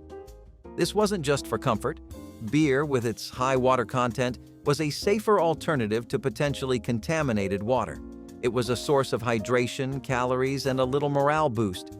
The beer often wasn't the craft brews we enjoy today, but a more basic, hearty brew that could be easily consumed in the field. Cheese, on the other hand, was a perfect companion. Its durability made it ideal for soldiers on the move. Hard cheeses like Parmesan or Gouda, which could withstand long journeys, were often paired with bread. The protein-rich cheese kept soldiers full, providing energy for long campaigns. While the pairing may seem basic, it was a strategic choice. Beer and cheese provided the nourishment soldiers needed. Vinegar pie is the rather odd dish on this list that proves that at times of desperation, anyone will eat anything. Vinegar pie started spreading infectiously out of states like Pennsylvania in the start of the 1930s and tops even dandelion salad when it comes to being budget-friendly. All you would need is an open crust, vinegar, sugar, and some eggs to create this unique pie. To cover the mediocre taste, people would coat the crust with a meringue. It was an affectionate treat to bring in case of a celebration and was easy to make if you had a sweet craving. The dish was also pretty delicious if you were able to get over the sour vinegar taste and focus on the meringue. People really wanted a sweet treat at the end of a hard week spent cutting corners and working long hours, and small joys like vinegar pies were what kept people sustained. When you think of popcorn, the Dust Bowl era is probably the last thing that comes to mind. Popcorn is the comfort food of the movie theaters, but believe it or not, they were still all the rage back in the 30s when options were limited. During the Dust Bowl, these crunchy snacks took on a whole new role. Yes, they paired popcorn with milk back then, and it became the combo of our dreams. When milk was available, it was poured over freshly popped popcorn to turn the snack into a whole meal. Milk was scarce, so it wasn't always available, but when it was, this meal was everyone's go-to. Popcorn was a cheap and easily accessible grain, and milk, if you were lucky enough to have some, added a bit of protein and calcium. It might not be your first choice for a fancy dinner, but it was a clever way to make do with what was available. You'll see a lot of main ingredients being replaced with affordable and convenient substitutes here. It was just how you did things back then. People weren't exactly living the picture of fine dining back then. Scalloped potatoes and chopped picnic casseroles were recipes that really stuck true to that entire concept. So scalloped potatoes have been a favorite all over the States, and that only became more true during the war, but what about those casseroles? Well, normally this is just what you would call a leftover casserole. That's literally what it was, since a lot of people just used the recipe as a way to get rid of leftovers, which is also why it didn't see a lot of use back when things were okay. Skip to the 40s though, and you'll see nothing but praise for this dish. The concept here is a dish that's ready to eat right out of the fridge. Stale bread, crackers, canned meats like Spam, bits of sausages, and anything that could count as leftovers worked. Sometimes neither the scalloped potatoes nor the casserole was substantial enough on its own to fill a family. Put two and two together, and you have the closest thing to a picnic that you could get back then. Fatback is an odd little thing. If you look at it in retrospect, it's pretty much exactly what the American people needed back when the effects of the stock market crash were still really fresh. If you look at it from a medical point of view, it was one of the worst things that Americans became obsessed with. If you take a bird's eye view of things, then the truth is actually a little bit in the middle, as it is with most things. Yes, it is true that fatback, which is basically the fat off a pig's back, genius naming scheme by the way, was really helpful throughout the first half of the 20th century. It helped to preserve food. A little bit of it would enhance the flavors of a dish to levels that people didn't think were possible. And it's also true that it was invaluable during food shortages and really rough rationing phases. Still, the opposite is a stone-cold fact too. Fatback is an awful, awful thing to have regularly for your health and cholesterol. There's a Boondocks episode called The Eddies, where people pretty much start passing out and get hospitalized because they just can't put the pork down, and I'm afraid that's not really too far off from the truth. That's also why around the 1980s this dish pretty much disappeared from the public eye entirely. Health concerns had been growing rapidly around the 1980s, thanks to the stuff people had been eating pretty much throughout the entire century. It really peaked when fast food chains became an everyday fact of life, not just something you had on weekends. In the midst of all that, people eventually cut their ties with their fatback-laced stews, soups, and casseroles. For soldiers on the march, portability was everything, and few foods were as reliable as bread and cheese. Roman legionnaires famously carried flat loaves of bread and wedges of hard cheese, often made from sheep or goat's milk. The combination was a nutritional powerhouse, carbs for energy and protein for strength, all in a package that could survive the harsh conditions of a campaign. But let's not romanticize it. The bread was often dense and tough, more akin to a brick than a baguette. Soldiers sometimes had to soak it in water or wine just to make it chewable. The cheese wasn't the creamy delight you'd find at a deli. Aged for durability, it leaned more toward rock hard than velvety soft. Still, when paired together, they made a meal that was surprisingly satisfying and, most importantly, long-lasting. In medieval times, knights and foot soldiers kept the tradition alive, carrying wheels of cheese and hearty loaves during long marches. Back then, breaking bread wasn't just a saying, it was a literal act of survival. Sure, it wasn't gourmet, but when the choice is between stale bread and hunger, even a Roman would tell you, the bread wins every time. Now, if you think baking a cake without eggs, milk, or butter sounds impossible, think again. During the Dust Bowl, people got creative with their baking. This egg-free, milk-free, and butter-free cake was made with simple ingredients like flour, sugar, and vegetable oil. It was impossible to live without cake even in times of desperation, so people decided to make do without the fancy ingredients.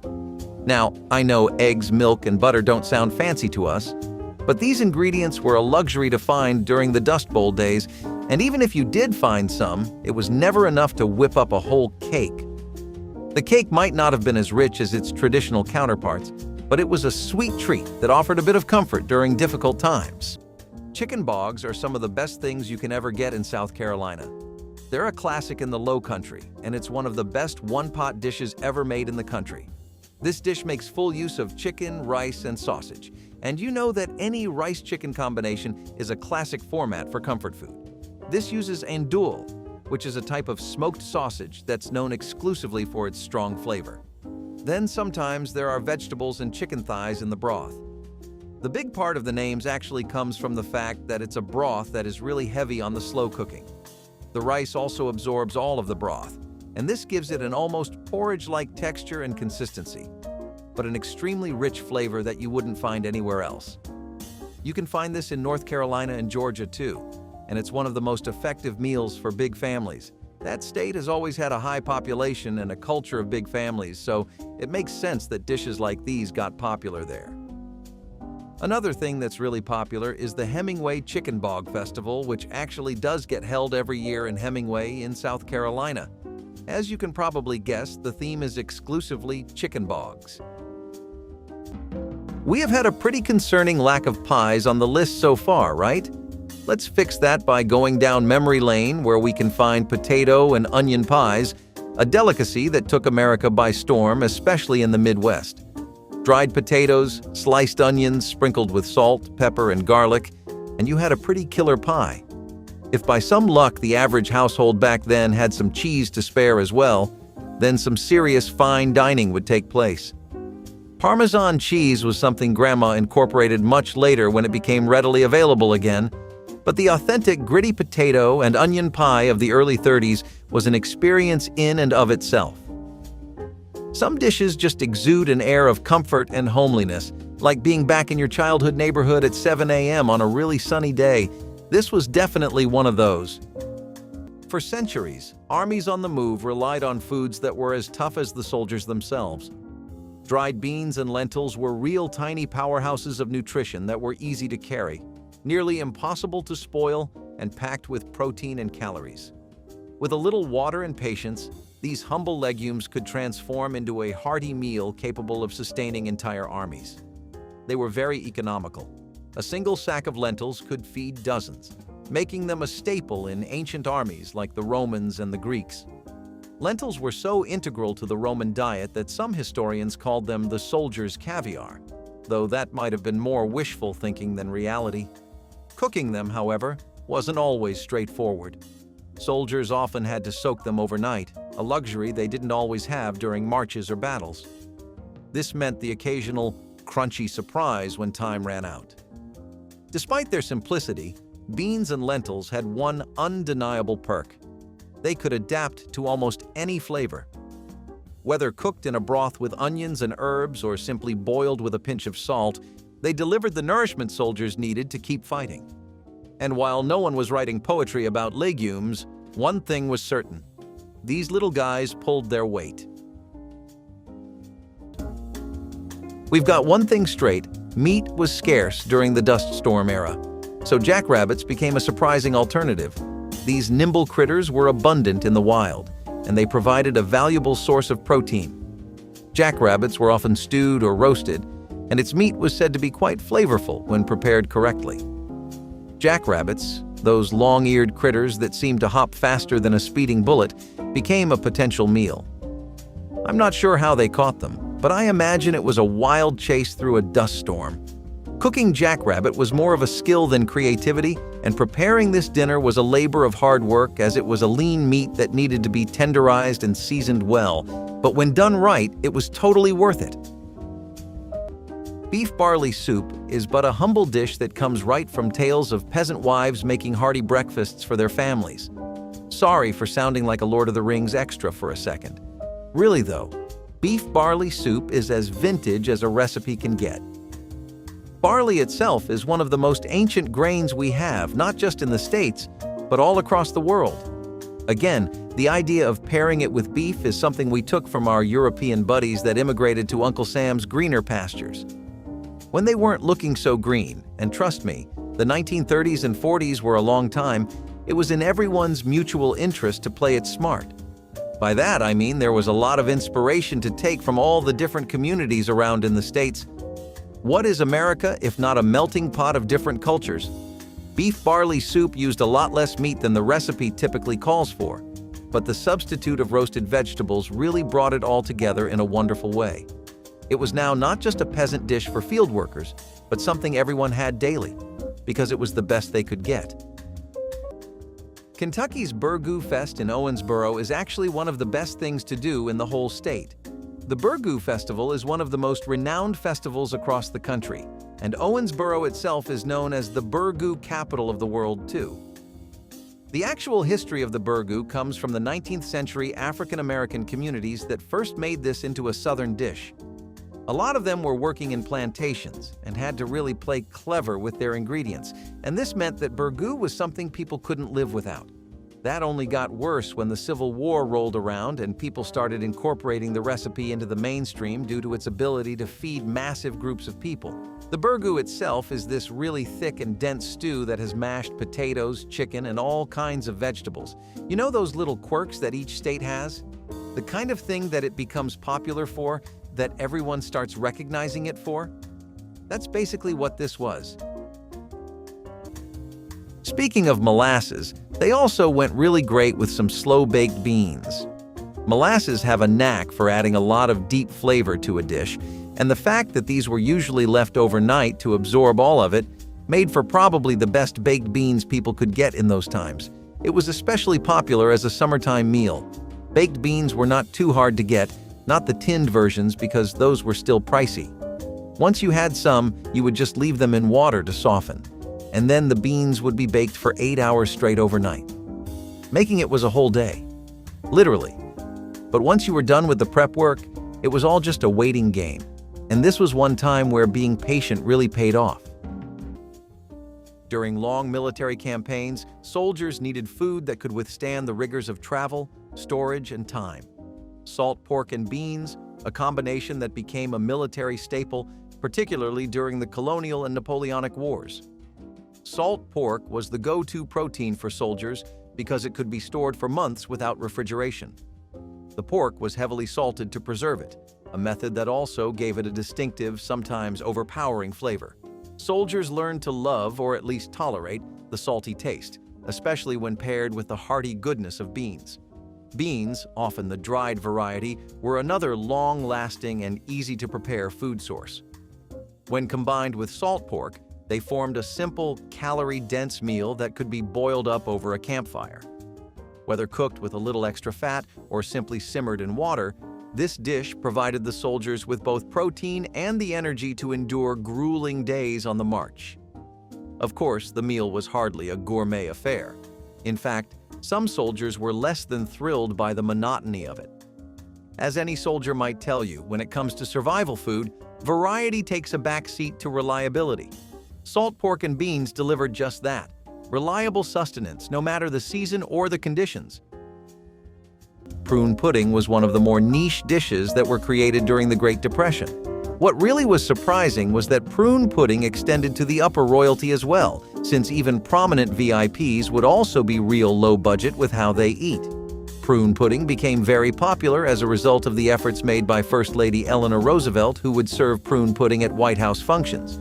It stained the White House's culinary track record, sure, but earned massive points with the struggling American people. For being made of such a simple ingredient and some syrups of your choice, it was definitely one of the tastiest and cheapest meals to come home to. Gooey butter cake is arguably the top dog in terms of desserts and things to eat. People love it for two reasons. Gooey butter cake became a hit in the 1980s as a wallet-friendly dessert, perfect for potlucks, bake sales, or family gatherings. Its simple ingredients, flour, sugar, eggs, and a generous amount of butter, meant it was affordable to make and easy to share. During tough economic times, home bakers loved that this rich, indulgent cake would feed a crowd without breaking the bank.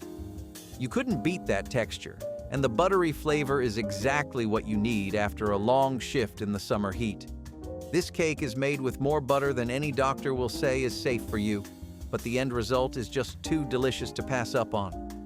A lot of people seem to think that the dish's origins are rooted in German and Eastern European immigrants that first came on over and settled down in St. Louis. It's actually so deeply associated with the area that the other name for this dish is the St. Louis gooey butter cake. It really lives up to that name too, because that gooey filling on the inside is nothing short of heavenly. It's something that tourists stop in the area for and try all the time, and the locals just can't ever seem to get enough of it. Let's not forget all the times a well-made bacon and onion sandwich made the difference between an exhausting, bland day and one with a warm and welcome surprise. Most people would be real cautious with their bacon, as the days of simply frying up a few strips and eating them as is were gone. You had to make each cut of meat count, especially bacon. While it was still attainable on average, its new prices were not doing anybody any favors. So people would dice up some onions, sauté them until they were that perfect golden brown, and make the bread themselves.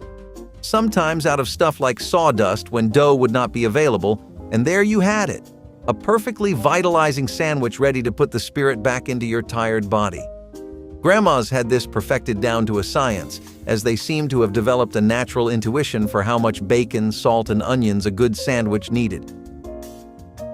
For sailors at sea, ship's biscuit was the original survival food. Tough, durable, and ready for whatever the ocean could throw at it. Made from flour, water, and sometimes salt, this dense, rock-like bread was a necessity during long voyages. The biscuits were designed to last for months without spoiling, but in the humid, salty conditions aboard ships, they often came with an unwelcome bonus: weevils. Yes, those little critters that make every meal feel like a crunch on a whole new level. Despite its toughness and the occasional extra protein from those weevils, ship's biscuit was a staple for maritime forces. While sailors would dunk them in water or soup to soften them, it didn't make them any more appetizing. In fact, if you've ever wondered why sailors were often depicted with a scowl, maybe it wasn't just the rough seas. Maybe it was the food. The biscuit's longevity was its biggest asset. In a world where fresh food was a luxury, ship's biscuit could endure for months in storage. But let's face it, if your lunch comes with a side of bugs, you might start dreaming of anything but biscuits. Still, it was a part of naval life. Tough, resilient, and certainly something you'd hope to eat only out of necessity. Creamed chipped beef on toast, however, was a more happening kind of toast-based breakfast. Particularly fancy and skillful home cooks would smoke the meat sometimes to add a better BBQ flavor. Thin slices of beef in glass jars were all you needed, which were not too expensive, and the rest of the dish was completed with a creamy, thick white sauce. Meat lovers would use cayenne pepper, remembering days where they could spray it on their steaks instead of their toast. Comfort food was really lacking in the Depression times because most could not make theirs. Creamed chipped beef on toast was a wonderful replacement that we are still sad to see fade away to history. Depending on where you were, the dish was more rare because you would most often see it in middle to upper middle class households. Beef really was expensive back then, but nowadays lots of other beef-based breakfasts took its spot. Now, bacon grease might seem like a strange thing to highlight, but hear me out. In a time when oil was scarce, bacon grease was like liquid gold. It was used for everything from frying potatoes to greasing pans. And let's be honest, it adds a flavor boost to just about anything.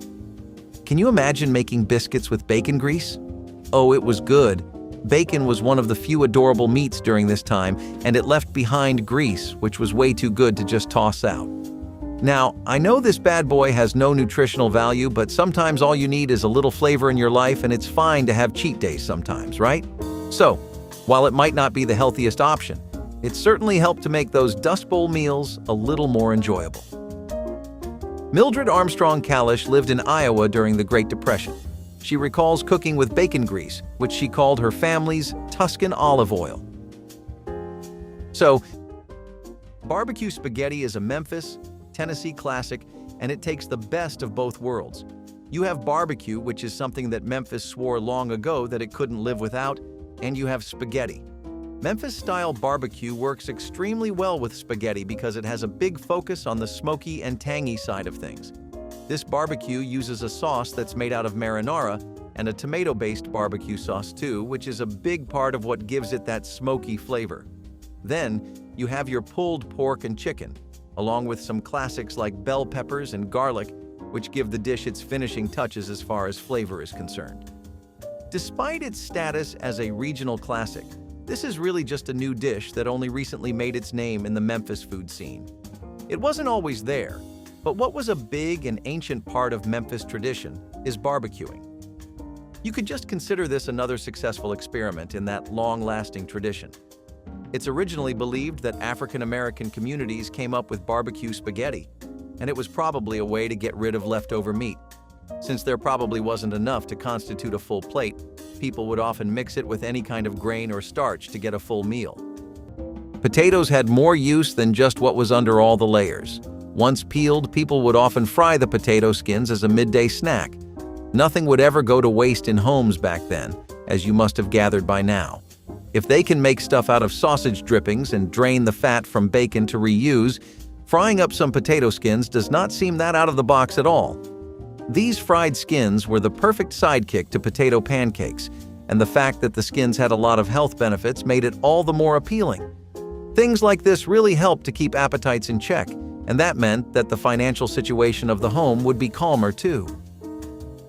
Minnesota's always a place you associate with big families that like to hold even bigger feasts. Naturally, in such a place, dishes that have a lot of crowd-pleasing abilities take first place. Hot dishes, which are a type of casserole, fit that bill perfectly. For the longest time, hot dishes have been a massive part of the comfort food traditions of America. But that couldn't be truer than it is for Minnesota. Ground beef, pasta, peas, green beans, and corn, and the creamiest and cheesiest sauce you know are the tricks to making a good hot dish. And it's something that Minnesotans just can't seem to replace. A lot of people actually seem to think that this love of a hot dish comes from the struggles Minnesota suffered throughout the post-World War II and Great Depression periods. Back then, it was extremely vital that people prepare dishes that could feed entire families with minimal ingredients. As the name implies, it's also pretty hot, which makes it perfect for the winters and for reheating it. Potlucks and casseroles were always something that was really popular in America, especially in Minnesota, and this casserole is textbook proof of that never-ending trend. Cabbage and noodles typically just looked like a pound of cabbage and a medium serving of noodles. More or less, it was not the most expensive dish, and you could enjoy a bowl by making it pretty quickly. Away from the pancake and pie-addled fanatics are admirers of noodles across the states. Everyone needs their cravings satisfied from time to time, even if the soaring prices spared no one. In some areas, cabbage and noodles was known as haluski.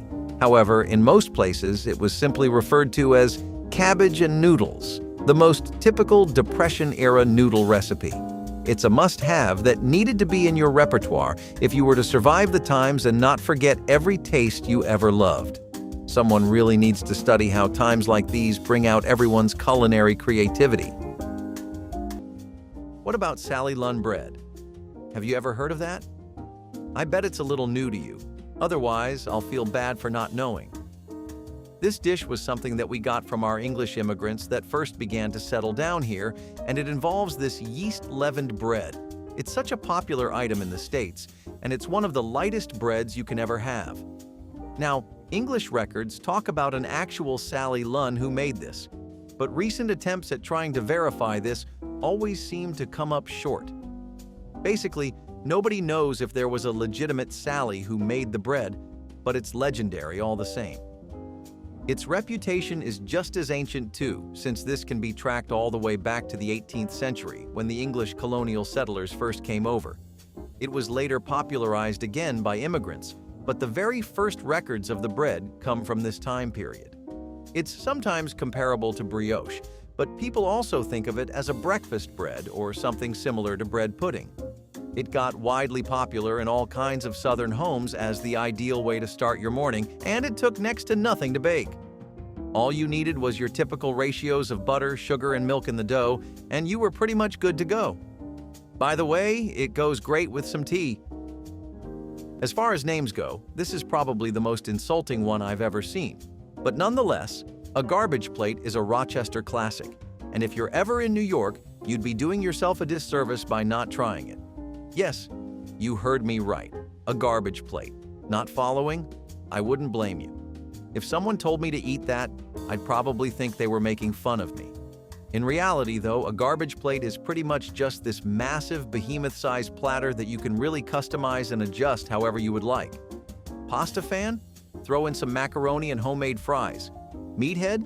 You can't ever have enough ham, sausages, and chicken. Vegetable addict? Works for everyone. Still, who came up with such a massive display of gluttony? Nick Tahou Hots, which used to be one of the top restaurants in New York in 1918, founded by Nick Tahou, apparently made the dish for the first time. It was his way of giving customers the most bang for their buck and giving them a big meal for an affordable price. Quickly, it became a quintessential part of New York's street food culture and a symbol of the kind of indulgence you'd only find in the streets of New York City. The name itself apparently comes from how it looks, which, well, isn't really flattering. Imagine a meal that's thick, hearty, and packed with protein. Yet, it might not be winning any Michelin stars. That's where this dish comes in. Made from split peas boiled in water, it's simple, filling, and full of energy. Peas porridge, as it was known, was a go-to for soldiers who needed something to fuel them through the day without any frills. The beauty of this dish was that it's inexpensive, easy to prepare, and could be made in large batches. It didn't matter if you were in medieval Europe or marching across the battlefield in the 17th century, peas were a reliable source of nutrition. Soldiers appreciated the protein boost, and for many, it was the backbone of their diet. While it didn't have the most exciting flavor, peas porridge was practical. Soldiers often ate it with a bit of bread, or, on a good day, meat or dried herbs to add some variety. The texture was thick, almost like a stew, but still simple enough to cook over a campfire or on a stove. If you were stuck with this dish for days on end, you'd either become an expert in creative seasoning or learn to love the taste of simplicity. If it's good enough to survive a campaign, it's good enough for dinner. If you go over to the village of Finan in Scotland, you'll find Finan Haddie, which in America is a euphoric Scotty banger. Give the room 2 minutes, and if everyone isn't seated, settled, and forked up in about 2 minutes max, I'll hand you a cash prize. If you want to get really authentic and traditional, you cook the smoked haddock over an open fire on a wooden stove. Really, though, there were all kinds of ways of cooking Finan Haddie. People would bake it, steam it, boil it, and do all kinds of other things. It's one of the most popular fish dishes in America for a pretty good reason, though. And it's the same reason corn oysters got so popular. There are lots of coastal cities in America, and the fishing industry is thriving and bustling. Especially throughout the 1980s, it was really common for people to just live off of the catches of the day and whatever you'd find swimming upstream in the river. Unfortunately, though, it pretty much existed as this rural, regional specialty in coastal areas. Fine Ann Hattie was usually made with a lot of cream, fat, and butter, which meant that it wasn't going to last with all the healthy eating trends that were taking over. People ended up forgetting it, and outside of some traditional Scottish communities, no one even really knows about this dish. You can't call it vintage since it wasn't that long ago, which makes its immense fall-off even more surprising. Oatmeal cakes are a warm, fuzzy childhood dish that many might associate with visits to their grandparents. Failing economy on one side and grandma spoiling her favorite niece and nephew on the other. You just know they will always find a way, and lucky enough for us that the people of the times did it so craftily. In 35 minutes, you had a wondrous dessert to yourself that was quick enough to make after long, panic-filled days. Canned oatmeal on a soft cake glazed with an almond or peanut topping really set hearts on fire. Despite the cake's popularity back then, especially in the fitness and health community, it still did not stand the test of the time. Of course, it is a great way to spice up your oatmeal, regardless of how other breakfasts prepared with more culinary liberties taken would eventually replace it. Corn oysters are pretty much what happens when nature runs its due course. See, these were always wildly popular in South Carolina and the countryside over there, and for some pretty good reasons. People that live in Carolina have a neat little advantage over others in that they end up right next to a sizable coast.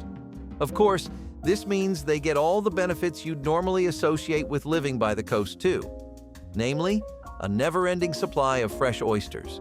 Then you have the state's long and pretty colorful history with agriculture, specifically corn. Back in the colonial settler days, Native Americans actually taught most people how to cultivate corn and farm it properly. Why was it such a regional hit? Well, it's not so much a regional thing as much as it is an American thing. Corn is one of the few things that American soil is pretty good for growing, so naturally people were going to take advantage of it wherever they could. It's just smart business, you get what I mean? That's how so many corn dishes became popular. It was either that or starvation for a lot of people. So, what happens when you put two and two together? Corn oysters were such a regional hit exactly because it was so easy for everyone to get them. It didn't matter what your bank looked like, so long as you had a way to the local fish and farmers markets. Squirrel stew is also called Brunswick stew, which might be a more familiar name since it is very well known in the South. Squirrel stew typically has much more positive associations than the ones it is tied to in the Great Depression era. In some areas that were struck exceptionally badly, it was hard to get any kind of meat. Stews had already been made with tomatoes, onions, and other basic vegetables that were available, but they were missing protein. Using squirrel in stews began to be widely incorporated into the daily meals of families following the onset of the Depression. The poor neighborhoods relied on variations of this stew that worked with what they had for regular nutrition.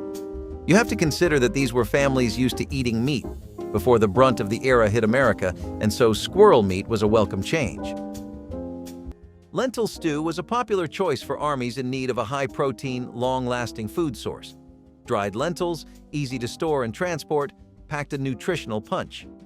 For soldiers on the move, these tiny legumes could provide both sustenance and energy during grueling campaigns. Packed with fiber, protein, and iron, lentils were often simmered with whatever spices or vegetables were at hand. Simple, but efficient. What makes lentil stew so interesting is its versatility. With the right ingredients, it could be tailored to fit the region's available resources. In places where fresh vegetables were scarce, the lentils acted as the star, absorbing flavors from salt pork or dried meats. While it may not have been the most exciting meal, it was certainly reliable. Imagine having a dish that could fuel you through a long march and leave you feeling full. Pretty much the perfect comfort food for someone who's been up before dawn and marched all day. In the world of wartime meals, lentil stew might not have won any culinary awards, but it definitely kept the troops marching forward. Lettuce past its prime wasn't something to throw away, it was something to transform. Wilted lettuce salad was a clever way to make the most of garden greens that had started to droop, and it turned an almost wasted ingredient into a dish with real flavor. This wasn't a crisp, refreshing salad, it was something entirely different. Instead of tossing out wilted lettuce, families salvaged it by dressing it up with a warm, tangy bacon grease dressing. The hot grease, often mixed with vinegar, sugar, and a pinch of salt, would slightly cook the lettuce, giving it a soft, savory bite. Sometimes onions or hard-boiled eggs were added if they were available. The practice of making wilted salads wasn't new. It had deep roots in Southern and Appalachian kitchens, where nothing went to waste. During tough times, people had to be resourceful, and using every bit of homegrown produce was essential. Lettuce might have been too delicate to last long without refrigeration, but with a little ingenuity, even the droopiest leaves had a second life. Wilted lettuce salad was a reminder of the era's mindset. Waste nothing, use everything. It was about stretching ingredients, finding comfort in simplicity, and proving that even tired lettuce could still have its moment on the table. Now, fermented foods like kimchi and sauerkraut, as well as miso, had started out as these really innovative and practical solutions to help preserve food before refrigeration had become such a household concept. But once they had begun to be associated with a lot of poor communities and rural ones, they started to be shunned away. Before refrigeration, fermentation was a pretty necessary way to help store food for the winters in all sorts of countries, not just America. It was more or less the staple way to preserve things for a lot of rural communities and farmsteads. Fermented foods were overlooked in more urban areas because of the harsh scents and the peasant-like feel of it, but that was really just people being snobby. They've got the opposite image now. I mean, haven't you seen all those viral TikToks about homegrown fermented kimchi? Lots of modern science also backs up the various health benefits of fermented foods. Who knows? Maybe it's what you need too. When protein was hard to come by, people got creative with what they had. Peanut butter soup was a Depression-era meal that turned a pantry staple into a warm, filling dish that kept hunger at bay. Peanut butter was cheap, packed with protein, and didn't spoil easily, making it a lifesaver for struggling families.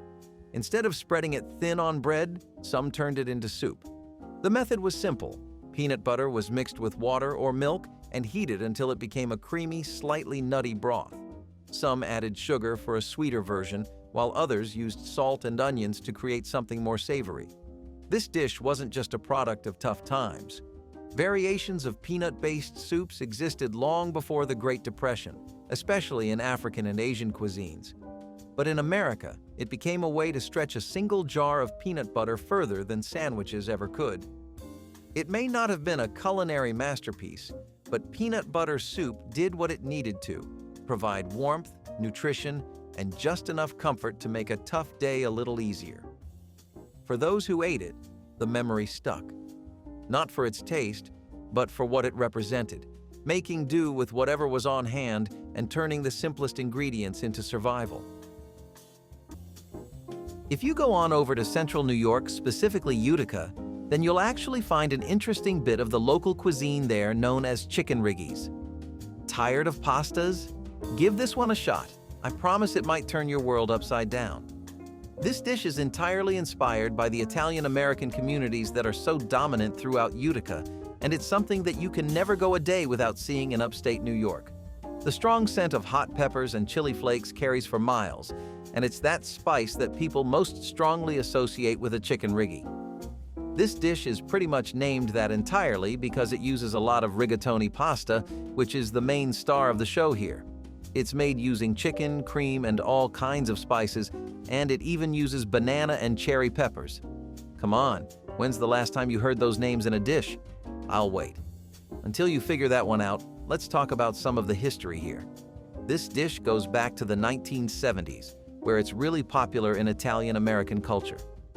A lot of people also think it started at the Colonial Restaurant in Utica, but that's not confirmed. Either way, this is one of the best regional dishes the states have to offer you.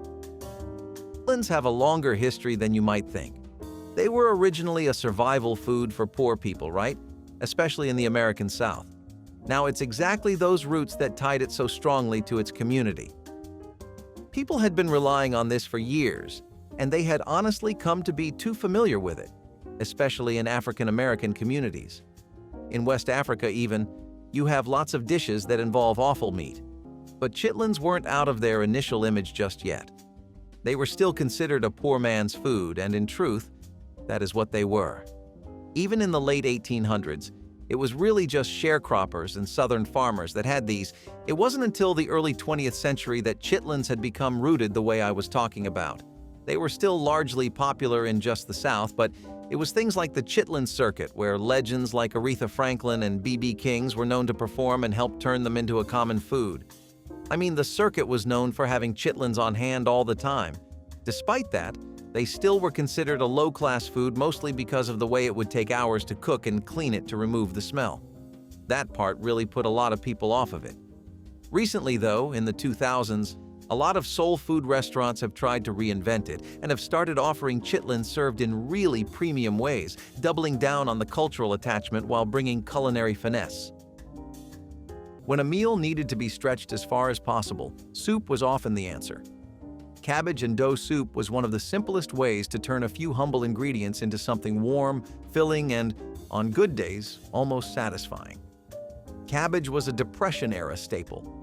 It was cheap, hearty, and lasted longer than most vegetables. It didn't take much to turn it into soup, just water, salt, and maybe a bit of lard if it was available. But what made this dish unique was the dough. Instead of noodles or potatoes, families made quick, flour-based dumplings. A simple mix of flour and water, sometimes with a pinch of salt, was shaped into lumps and dropped into the boiling broth. The dough swelled as it cooked, making the pot seem fuller and the meal feel more substantial. Many immigrant families, particularly in Eastern Europe, had their own versions of this dish long before the Great Depression. But in America, it became a go-to meal when there was little else. For those who remember eating it, cabbage and dough soup was about getting through another day. It was a reminder that even when ingredients were scarce, a pot of boiling water and a little creativity could still feed a family. So, soufflé potatoes are their own little niche corner of Louisiana comfort. A lot of people claim that the origins of this dish come from the days when French cooking had taken over the minds of almost every home chef in America. This is mostly because the way these potatoes are made is a French tradition, but it is one that's been adopted by Louisiana ever since the early days of the 20th century. Here, what you basically do is fry the potatoes twice. Once, you fry them at a low temperature in hot oil, which helps soften the potatoes up. This gives them that lightness that they're so well known for. Then, the second time you fry them, you really turn up the heat and make sure they get a perfectly golden, crunchy exterior. This gives them that airiness they're so used to. It's pretty much one of the most well-received side dishes, and in some restaurants and fine dining circles, even an amazing main course. It's actually really easy to mess this up though, because frying it at just the wrong temperature and being just a little bit off on the timing can be pretty disastrous. You might end up with a burnt soufflé or something that just doesn't feel good to bite into at all. Look, even if it has turned into a luxury dish today, I'm still not eating snails. Sorry, escargot. Funnily enough, a lot of people used to think that way. So how exactly do snails go from being an insult your third-grade teacher slings at you to something you pay $100 and above at some restaurants when you're out on a special date? The thing is, escargot was something that people had typically begun to eat in the Depression out of necessity.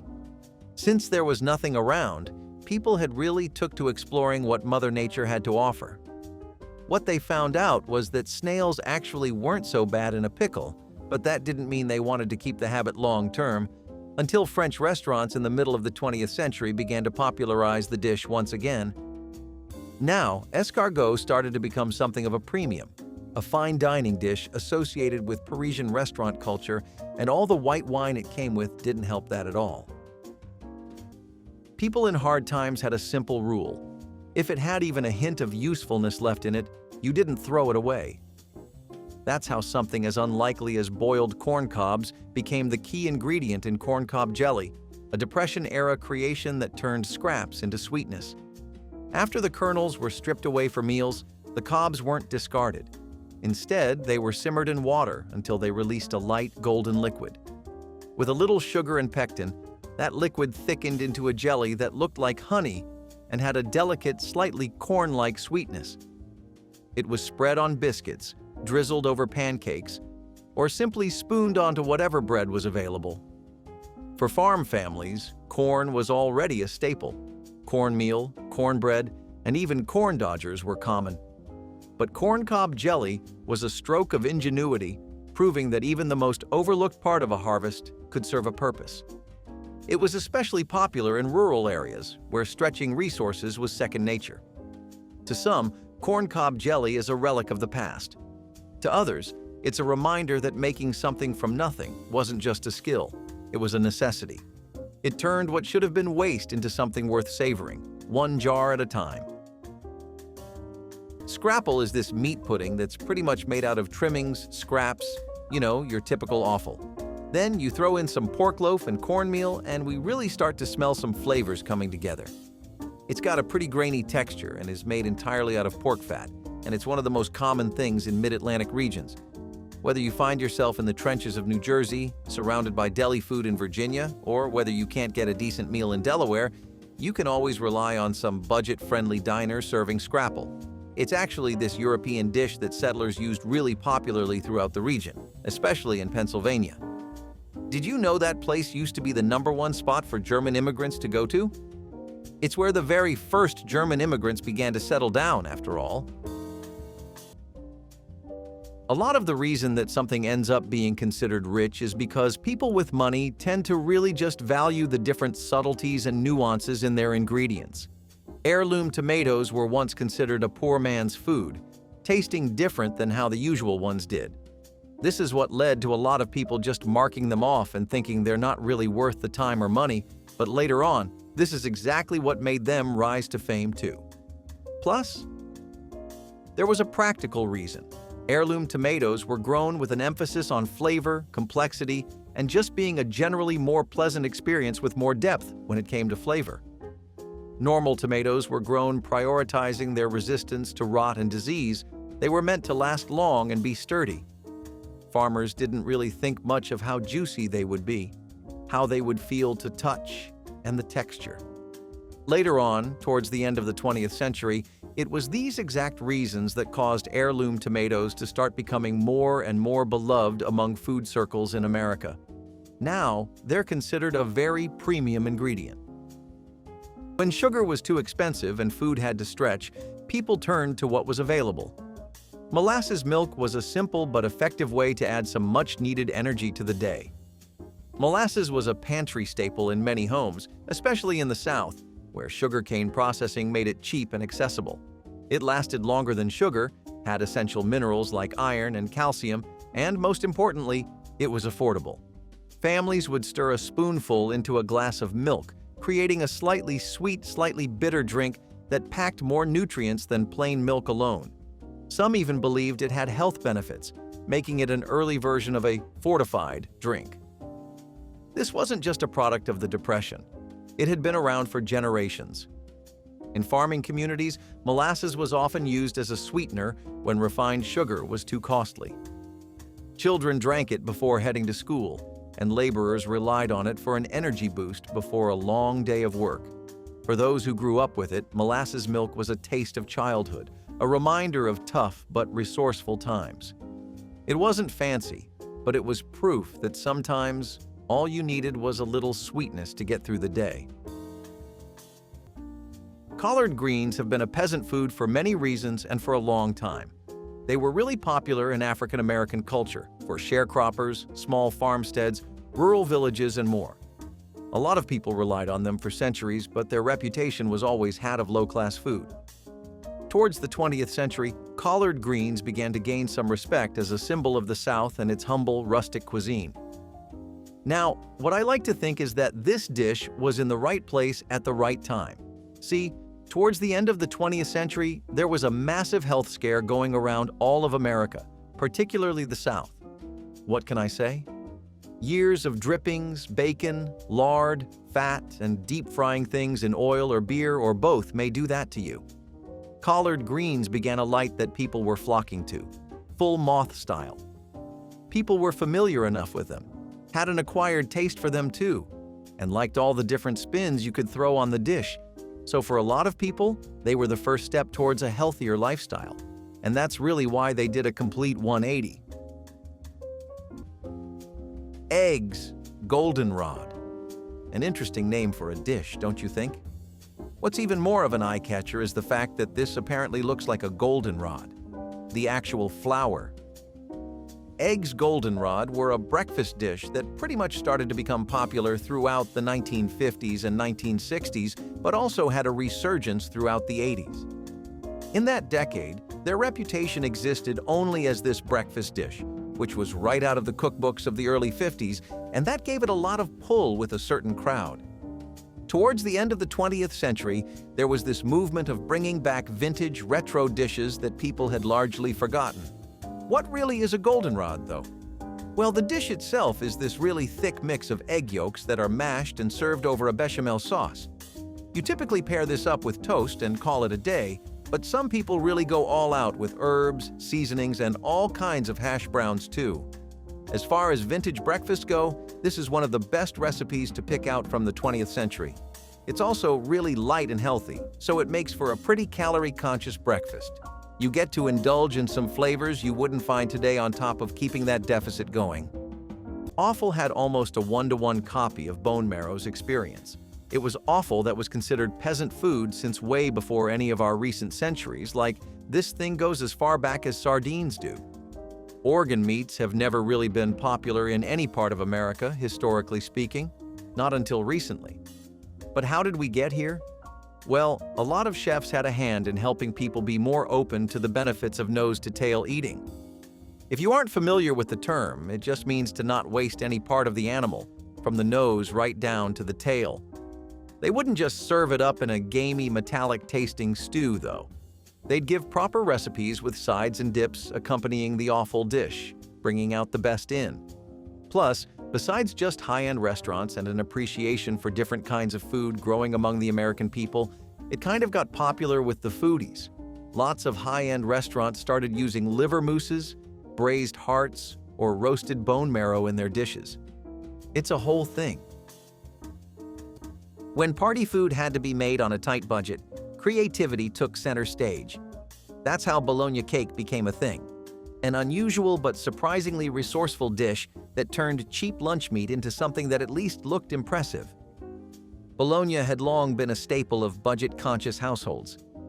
It was cheap, lasted longer than fresh meats, and could be eaten cold or fried.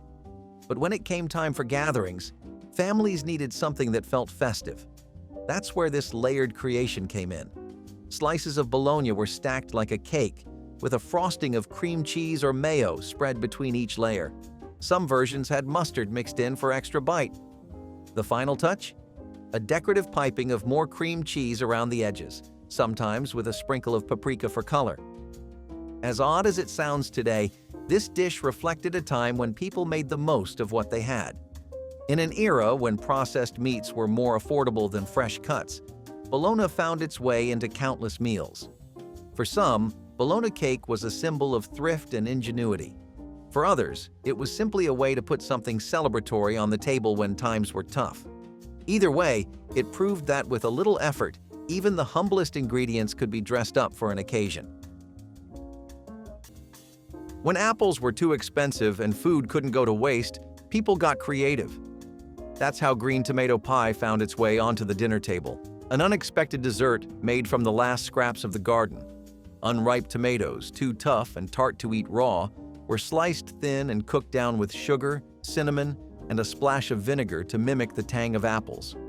Once baked into a pie crust, the transformation was almost magical.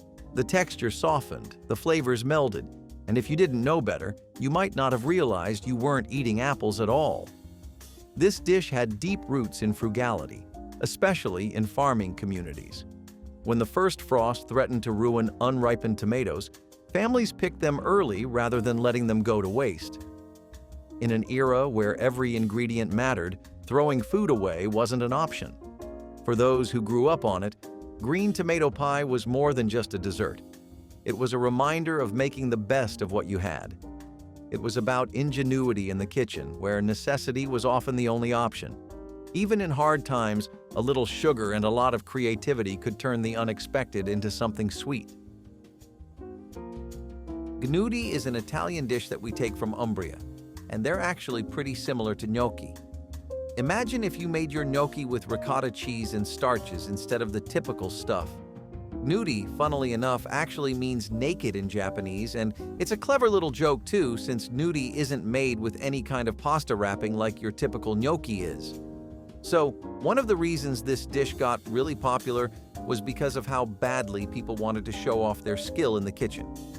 The big thing here was nailing the burro noce, or the brown butter sauce, and shaping and poaching the gnudi. It took a lot of precise, detail-oriented skill to shape the gnudi, and that meant that you only made it if you were comfortable with your skill in the kitchen. Coconut oil is more or less a common cooking fat that's been. This is true in North America too, but it was a lot more of a regional issue. The thing was a cheap fat that was considered okay for everyday use. Towards the 1950s, though, it really got too overused. In the 1950s, lots of people were discovering that saturated fats actually had a pretty strong link to heart disease. Coconut oil was almost 80% just saturated fats, so you can pretty much imagine what the discourse on this was like. Then, by the 1990s and the dawn of the 21st century, coconut oil had pretty much cemented itself as this super cheap and unhealthy fat. It was mostly used for movie theater popcorn and fast food frying, which really didn't help any negative connotations. Now, coconut oil managed to rebrand itself, and the entire gauntlet it ran was considered generational. See, by the 2000s, coconut oil was making an incredibly massive comeback thanks to new research that had started to come out. Tiet was suggesting that coconut oil was actually helpful in promoting better brain function and boosting your metabolism, and gourmet dishes were really popping off, highlighting the benefits of alternative oils like vegetable and coconut oil. From there on, it's been sitting perfectly pretty as a go-to oil for a lot of people. A hot meal didn't always mean something fresh from the stove. Sometimes it was as simple as a bowl, a handful of crackers, and some milk. Cracker and milk soup was one of the humblest dishes of the Depression era, basic, filling, and made with ingredients that lasted. Saltine crackers were cheap, widely available, and often handed out at relief centers. Families kept them on hand because they didn't spoil quickly, making them a reliable pantry staple. When bread was too expensive or hard to come by, crackers became the substitute. Some people crumbled them into a bowl and poured cold milk over them. Others warmed the milk first to make it feel more like a proper soup. If sugar was available, a sprinkle might be added for sweetness. If times were harder, water replaced the milk, turning it into an even more stripped-down version. This wasn't gourmet dining. It was about getting something in your stomach when options were limited. But for those who grew up eating it, cracker and milk soup was a reminder of the sacrifices families made, the resilience they showed, and the meals that carried them through. In the toughest of times, even something as simple as crackers and milk could feel like comfort. Wilted lettuce salad is pretty much a traditional Southern dish that got popular around the wartime period. Back then, vegetable-based dishes that were easy to make and had ingredients that weren't costly or rare were prioritized over everything else. These were the kinds of recipes you really wanted to stock up on. To that end, this dish uses dandelion greens, spinach, and Bibb lettuce. A lot of people started to use dandelion greens, especially because you could grow them in your victory gardens back in the day during the Depression and War.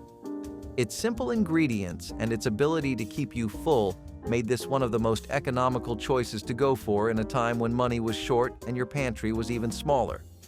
With this, you also have a little bit of bacon so that it's not too unfamiliar or vegetable-based for the average American palate. The crumbled bacon gets tossed together, and the salad is served warm, with a crunchy bite and a smoky aftertaste. The pork belly we've come to know is stuff like hongshao-ryu and Korean grilled pork belly, which is pretty melt in your mouth and really delicious. It's funny to think this same thing used to be peasant food in not just the United States, but all the home countries of the dishes I just mentioned. It was a pretty scrappy cut, but it turned into a fine dining dish thanks to innovative techniques in preparing it, and lots of slow roasting and braising. Remember, there's nothing a good slow roast can't fix when you're dealing with a tough cut of meat that people usually don't work with. If you're really looking to get fancy with it, you can start to crisp the pork belly, and that really turns into a feast. Pork belly isn't the cheap scrap it's always been considered up until today. It's one thing that's actually a common sight on lots of fine dining menus across places like Vegas or Los Angeles even. When a meal needed to be stretched, dumplings were a go-to solution. But when flour was scarce and meat was expensive, families had to get creative. That's how bologna and cornbread dumplings found their way to the dinner table, a dish that took two cheap ingredients and turned them into something hearty. Cornmeal was an affordable staple, especially in the South where cornbread was already a common dish. Instead of traditional dumplings made with flour, families mixed cornmeal with water or milk to form a dough. Chunks of bologna, one of the cheapest meats available, were folded in, adding a little protein and salty flavor. The dumplings were then dropped into boiling water or broth, cooking up into a soft, filling meal. This dish was pure ingenuity. Bologna was one of the most budget-friendly meats of the time, and cornbread was a familiar way to stretch a meal. Together, they created a dumpling that was easy to make, filling, and, at least in tough times, satisfying. Bologna and cornbread dumplings were about making something from nothing, using the simplest ingredients to create a meal that filled stomachs and carried families through the hardest days. When there was nothing, so we're going to start our list with bone marrow, which is honestly the most classic example of something going from peasant food to actually being a high-end delicacy fit for royalty. See, for most of our known history, marrow was just the byproduct of a good day at the butcher's shop. It wasn't special, it wasn't rare, and it definitely wasn't hard to catch or exotic.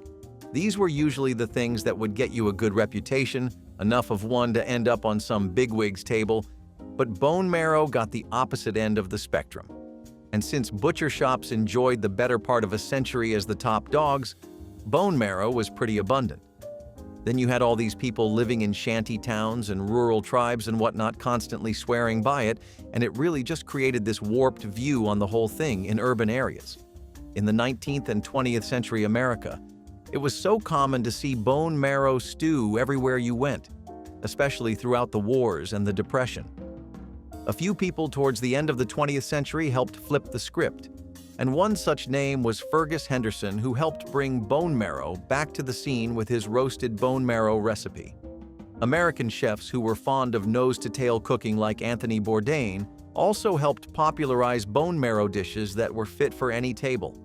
All that exclusiveness and attention obviously created demand, which obviously created price hikes, which obviously created more hype. And that's pretty much how we ended where we are. When dessert was a luxury and the pantry was nearly bare, sometimes the simplest ingredients had to do. Sugar and butter sandwiches were a sweet, budget-friendly treat that turned basic kitchen staples into something that almost felt indulgent. Bread, butter, and sugar were common in most households, even in tough times. When cookies and cakes weren't an option, this sandwich became a quick way to satisfy a sweet tooth.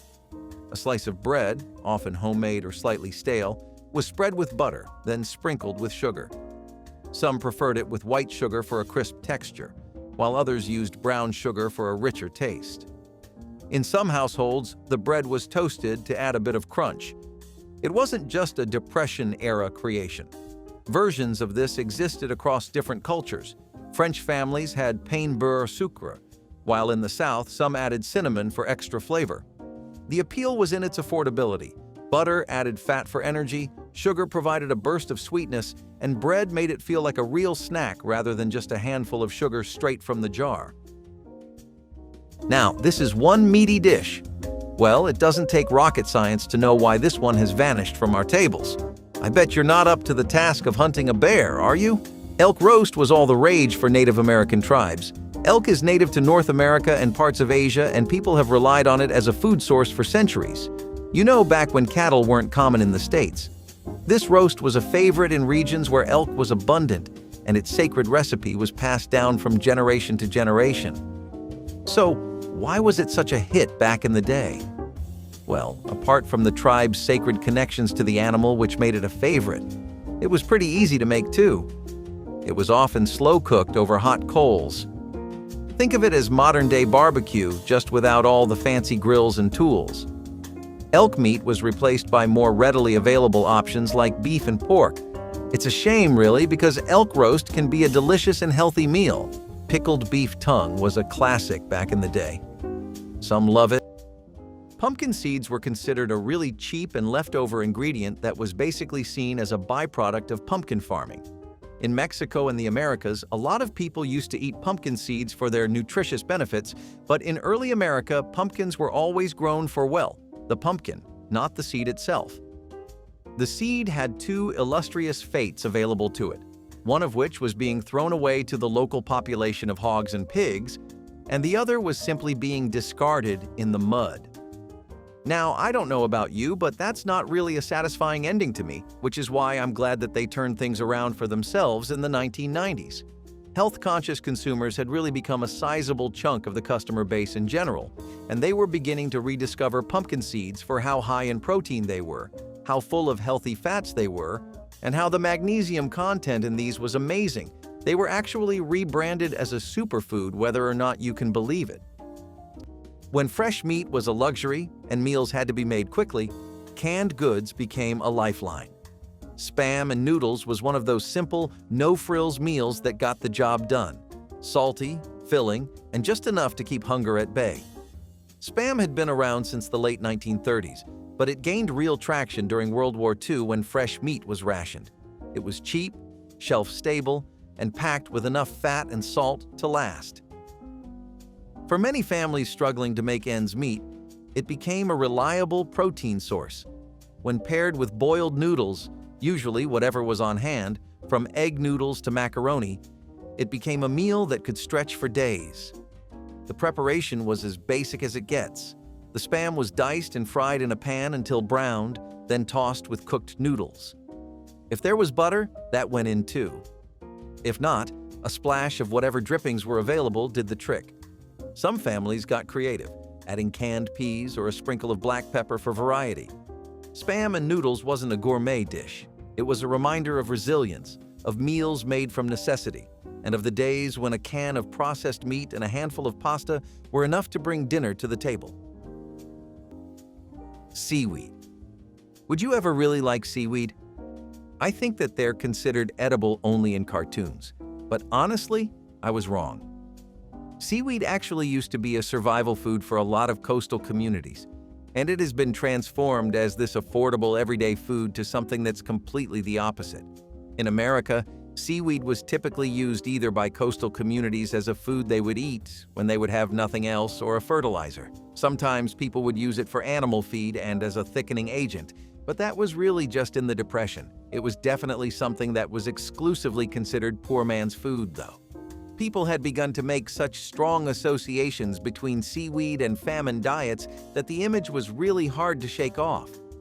It wasn't until after the Second World War had ended that sushi culture and Japanese cuisine in general started to really get popular in America and gain some steam. This is where nori, a seaweed dish that's pretty much a staple in the average Japanese diet, started to come in. This dish popularized how effective seaweed could be paired with the right ingredients and assembled the right way. Seaweed used to be something that was always considered a low-class meal for people who couldn't afford any better, but now it's considered a healthy food that has a lot of nutritional benefits and can be used for making some pretty cute dishes. Vegetable pot pie was proof that you didn't need meat to make a satisfying meal. When times were tough and the meat was either too pricey or just plain unavailable, families turned to the next best thing: vegetables. Awful alternative for all of us who hate veggies, but you had to do what you had to do just to get by. The humble pot pie, traditionally packed with chicken or beef, took a vegetable-only turn during the Great Depression. It consisted of hearty vegetables like potatoes, carrots, peas, and some onions. Vegetable pot pie was a filling, flavorful dish that still gave you that comforting feeling of a homemade meal. And nobody here can even imagine what that must have felt like. When all you ate were just scraps of whatever you could find, getting a vegetable pot pie must have felt like getting a roasted steak. Plus, it was a great way to use up whatever was in the garden or on sale at the market. No meat? No problem. Those veggies could stand their ground. Cooking a vegetable pot pie wasn't only about stretching the budget, it was also about creativity. You could throw in whatever comes to mind and call it dinner. If you, by some miraculous chance, got any canned tuna, that would go in there also. And let's be honest, upon cracking open that golden crust, it didn't matter what lay inside. It only mattered that you had food on the table. Beans and rice, a dynamic duo that has been filling up bellies for generations. In lean times, this combination was a nutritional powerhouse with protein, carbs, and plenty of flavor, all without costing much. When money was tight, beans and rice were the way to go. They were cheap, filling, and could stretch to feed a whole family with just a few basic ingredients. When flour was a luxury and wheat was scarce, people turned to what they had: cornmeal. That's how corn dodgers became a staple in struggling households across rural America. Corn had long been the backbone of Southern and frontier cooking, but during the Great Depression, it became even more essential. Cornmeal was cheap, widely available, and didn't require the refrigeration that more expensive ingredients did. Mixing it with water, salt, and sometimes a bit of fat or milk, families shaped the batter into small cakes and either fried them in a pan or baked them on a hot stone. The result? A crispy, golden bite of sustenance that could be eaten plain, dipped in water, or, on good days, smothered in gravy. The ingenuity behind corn dodgers lay in their versatility. They could replace bread, be carried on long journeys without spoiling, and even serve as a side dish to stretch a meager meal. Cowboys and pioneers ate them, and so did struggling families in the 1930s. For many, the taste of corn dodgers is a reminder of resilience, a symbol of making do when options were limited. A handful of cornmeal, a little heat, and a lot of determination were all it took. Beaten biscuits are typically an American-only concept. They refer to physically pounding the dough with some kind of mallet or rolling pin and then really working that batter over, like as hard as you possibly can. This basically gives it an almost rubber band-like texture with how elastic it becomes, and that makes it really different from your typical biscuit dough. See, that one can barely hold itself together, but this one functions as a whole individual unit. It has all your typical ingredients too, and it's honestly a little cheaper overall since it uses all-purpose flour. In the South and in Appalachian homes, it was pretty common for colonial middle-class homes to make this as a snack or even as a breakfast item. It took way more effort than it was worth, though. Women had to beat the dough for hours and hours until it was ready. You know, out of everything here, sardines probably have the richest history. They've been something consumed all over the world, and people have been eating it since way before this place was called America. Sardines have been a food that people have always associated with just a bad day. You don't have anything to eat? You get sardines. You can't spend money on something good? You get sardines. Do you need to stretch the budget over a month or a tough week? Sardines. You get the point. Anyway, it takes a lot for a fish like that to turn its luck around, but this little soldier has done exactly that. While in ancient times it was just a cheap protein source, in the 19th and 20th centuries, sardines began to take off. You know, trade and all really spiked up thanks to all those nifty machines people started making. Eventually, we made our way to mass-produced canning, and that meant sardines are now just as available as your local gluten-free cereal. Being cheap as ever, that meant they were now a reliable option for a much bigger crowd. See, up until now, the most common consumers of sardines were just local fishing communities, hamlets, and villages. It wasn't until it got to the big cities that people started finding out you can do a lot more with sardines than just grilling or salting them, and from there on, it started to become a common ingredient in salads, rice-based meals, and other healthy food because of how nutritious it is. Talk about reinventing yourself. When ovens weren't available, desserts had to be made another way. That's how settlers, sailors, and struggling families ended up steaming their sweets instead of baking them. Slump or grunt was an old-fashioned dessert that took whatever fruit was on hand, fresh, dried, or even canned, and turned it into something warm and comforting without the need for an oven. This dish had deep roots in early American cooking, especially in New England, where wild berries were plentiful. The process was simple. Fruit was simmered with sugar in a pot, and instead of a crust, a soft dumpling-like dough was spooned on top. As it cooked, the dough steamed and puffed up, soaking in the juices. Some regions called it slump because the dough collapsed slightly as it settled. Others called it grunt because of the bubbling sound it made while cooking. The best part? It didn't require fancy ingredients. Flour, sugar, and whatever fruit was available, nothing went to waste.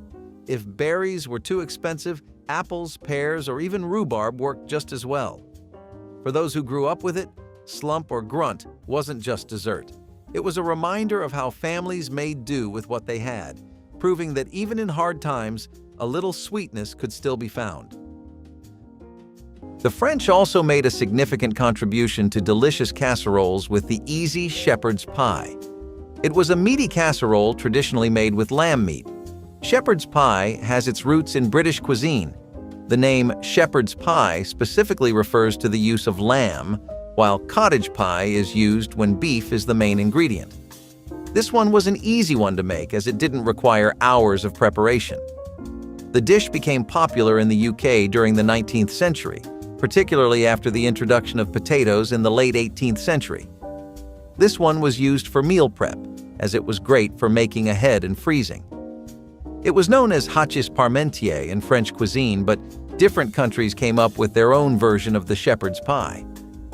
In Australia and New Zealand, it's often called cottage pie, and in some places the dish includes sweet potatoes or other unique toppings.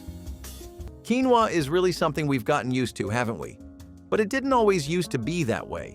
Quinoa was actually a staple crop of the indigenous Andean farmers way back in the day. It's cool the way things end up traveling half the globe before they end up in our bowls and on our plates, huh? But it got to us by the time the Spanish got here, and while they weren't really too fond of quinoa, all the small indigenous farming communities did still keep planting it. Even throughout the 1900s, it was mostly seen as a poor man's crop and wasn't looked upon too favorably. This was its luck for much of the remainder and the next century, until in the 1990s, as research into different kinds of food developed, it became known that quinoa was actually very rich in protein. It also helped that it wasn't a grain, but it could be used like one. A best of both worlds situation, really. Ever since then, vegetarians, healthy food bloggers, and gym bros have unitedly pushed for how much more of this we need in our diets. I think it's taken off, since it's now considered a pretty luxury health product. It's even a lot pricier now. When every drop of food mattered, nothing went to waste, not even grease left in the pan. Bread and drippings was a meal that turned leftover fat into a spread, a sauce, or sometimes the entire dish itself.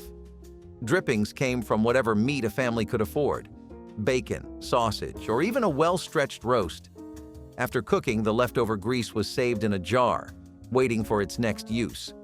It was brushed over stale bread, mixed with flour for gravy, or simply drizzled on top for a boost of flavor. When butter was too expensive, drippings were the next best thing. This wasn't just a Great Depression meal.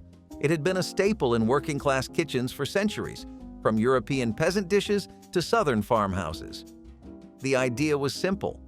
Fat meant calories, and calories meant survival.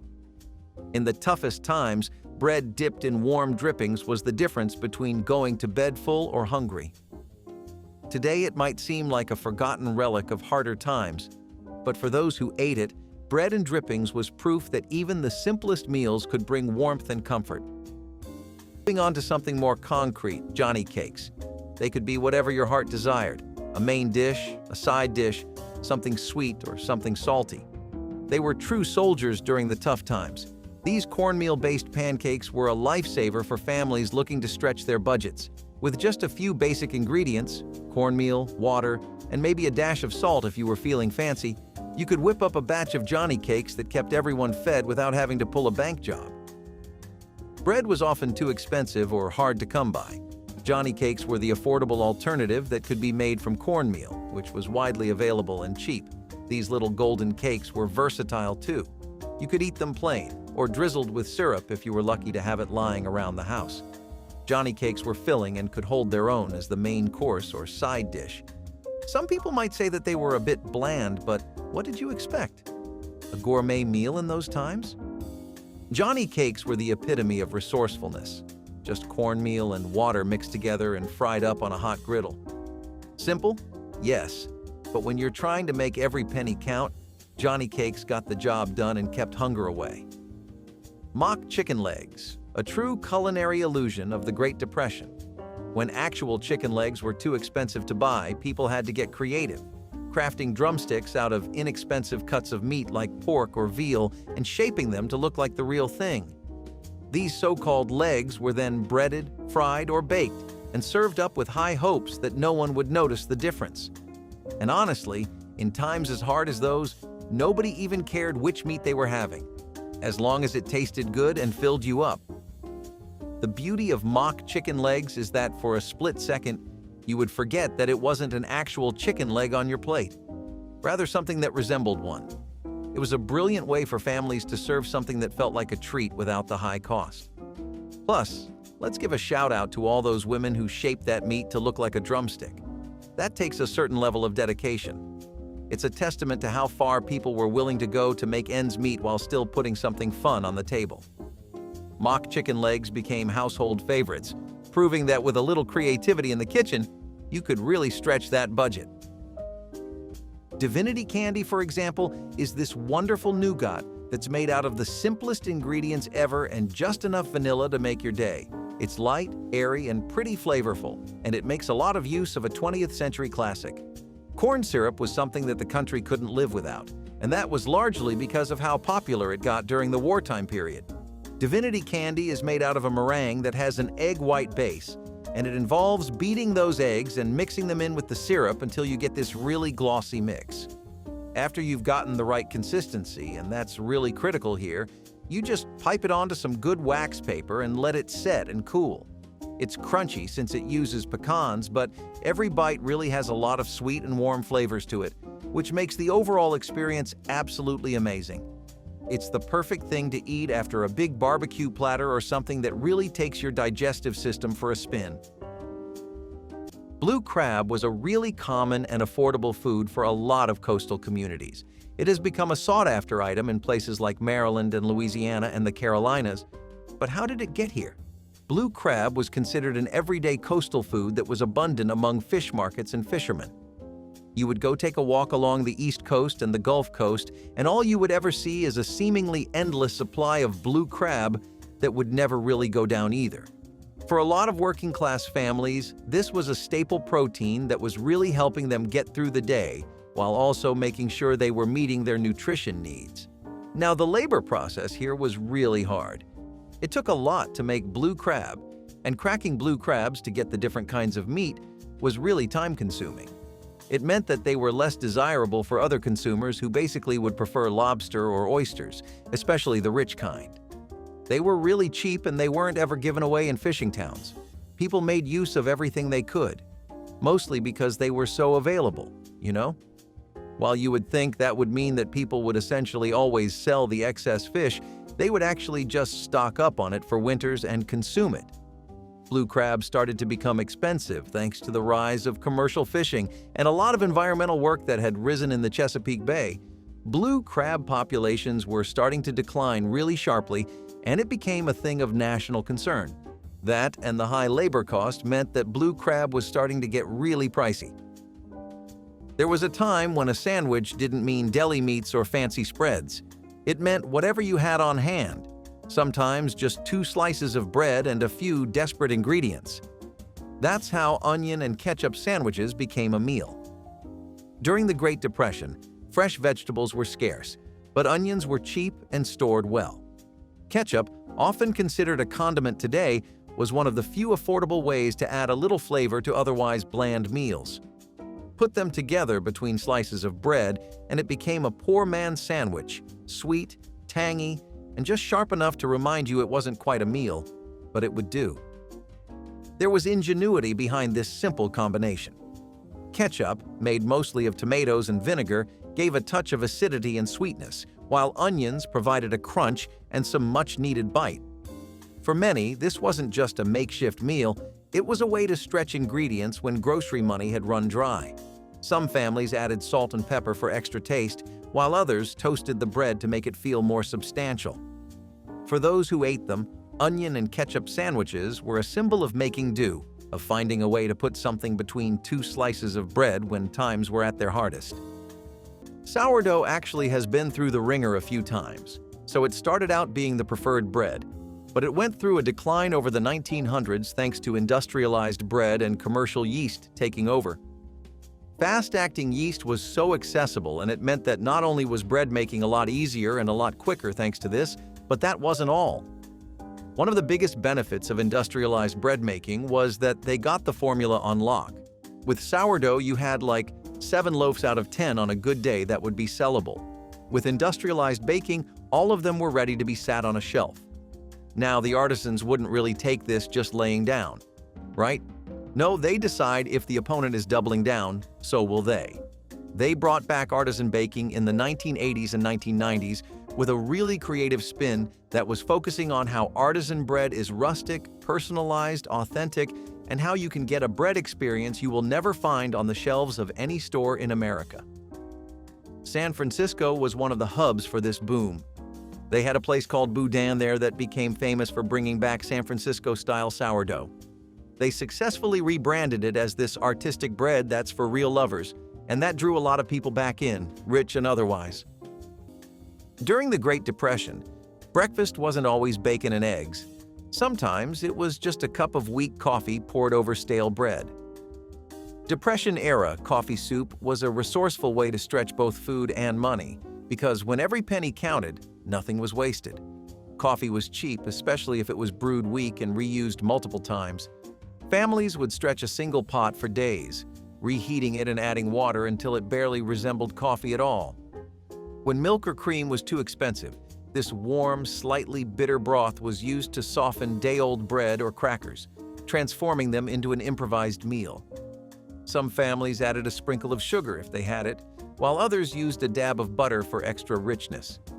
It was a survival meal, but it also carried cultural weight. French and Scandinavian immigrants had their own versions, sometimes called soupe au café or café soupe. What was once a traditional breakfast drink in Europe became a necessity in America when money ran out. The brilliance of this dish wasn't in its complexity, but in its ability to make something out of nothing. Lobster was something that was so abundant in New England during colonial America times that they would honestly just wash up on the shore. And I'm not really talking about a few lobsters, a little nice gang of them. I'm talking about a massive lobster pile. I mean, most people were tired of the damn thing. They had no idea how to spice it up or what else to do with it. That's how common lobster used to be. They were abundant, they were cheap, not special at all, and just the exact most extreme opposite you can imagine from where they are today. Hell, farmers used crushed lobster shells for fertilizer. That is the state we are talking about today. It also never got a chance to make a big, bright name for itself because lobster was always geographically locked to the coastal cities, so people who lived far away just didn't have it. That is until canning came around.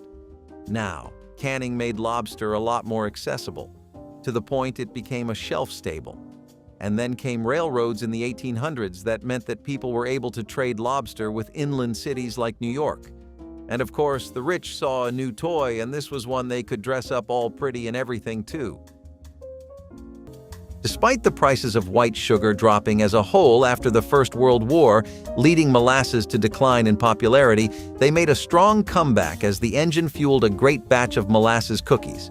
People also started abandoning white sugar during the Second World War, and it caused them to look for alternatives for their yearly Christmas baking sessions, and the government was already pushing on molasses for widespread public use pretty hard.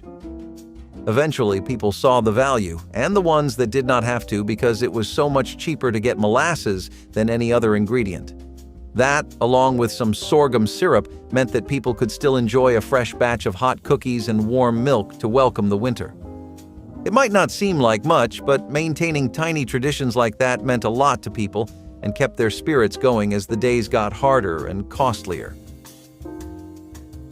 Speaking of molasses, they also went really great with some slow-baked beans. Molasses have a knack for adding a lot of deep flavor to a dish, and the fact that these were usually left overnight to absorb all of it made for probably the best baked beans people could get in those times. It was especially popular as a summertime meal. Baked beans were not too hard to get, not the tinned versions because those were still pricey.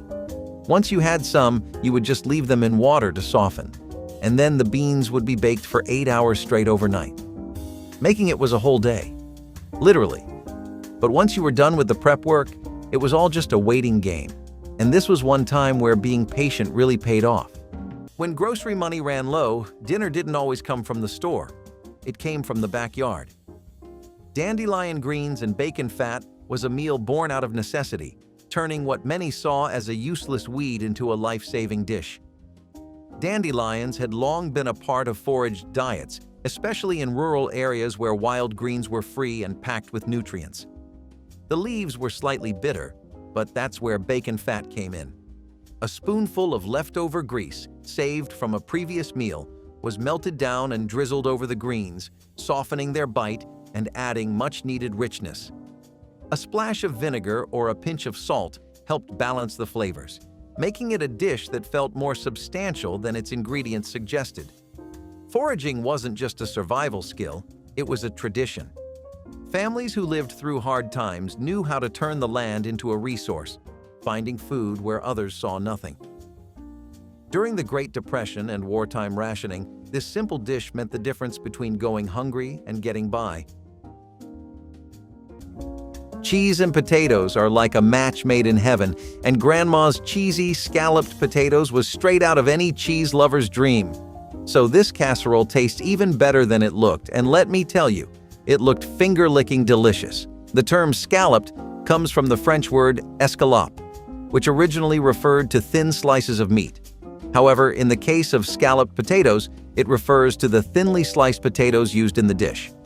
Many grandmas used old-fashioned methods to make their cheesy scalloped potatoes, including hand-slicing the potatoes thinly, layering them with love, and cooking them slowly.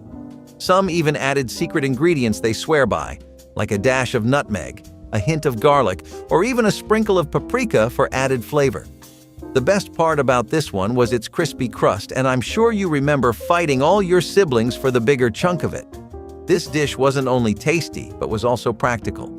It was a one-pot wonder, meaning it could be cooked and served in the same dish, making cleanup a breeze.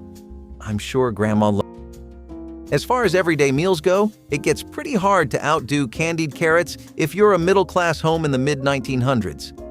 As I'm sure many of you can relate to today as well, the little goblin in your brain that demands a sugar rush every other day for comfort is something humans throughout time have experienced. How did they get their fix? Well, you couldn't just get a caramel mocha frap from Starbucks like today, but you could take some carrots, boil them, and coat them in a glaze that was made from honey, maple syrup, brown sugar, and butter. Not really something that would suit the tastes of today, right? But don't knock it until you try it, because it actually did really well. Candied food was this entire niche genre of cooking back then that got popular. The whole glaze aspect was something people loved applying to every dish to see what sticks. These were a side dish that also worked for kids, so they got a lot of mileage out of family gatherings and dinner parties. But even besides that, it's still a great way to work some carrots into your diet. As far as the taste goes, they definitely hit home. It feels like any other treat you'd be eating, though when we think of candy today, we might be more used to hard and mushy textures like in hard licorice or sour candies. This was tender though, and it would melt in your mouth. In a time when nothing went to waste, even fruit scraps had value. Apple peel jelly was a clever way to turn discarded peels into something sweet and spreadable, a luxury made from leftovers. Apples were a common ingredient in many homes, But when families peeled them for pies or canning, the scraps weren't tossed. Instead, the peels and cores were boiled down in water, drawing out their natural pectin and flavor. With a little sugar and sometimes a splash of lemon juice, the mixture was simmered until it thickened into a delicate amber-colored jelly. If sugar was scarce, a touch of honey or even molasses was used instead. The ingenuity behind this recipe wasn't just about stretching ingredients, it was about preserving every bit of food for future meals. During the Great Depression and wartime rationing, making something from nothing was a survival skill. Apple peel jelly was more than just a frugal recipe. It was a reminder of careful hands in the kitchen, of grandmothers who refused to let anything go to waste. It was proof that with a little effort, even the parts of food most would throw away could be transformed into something worth savoring.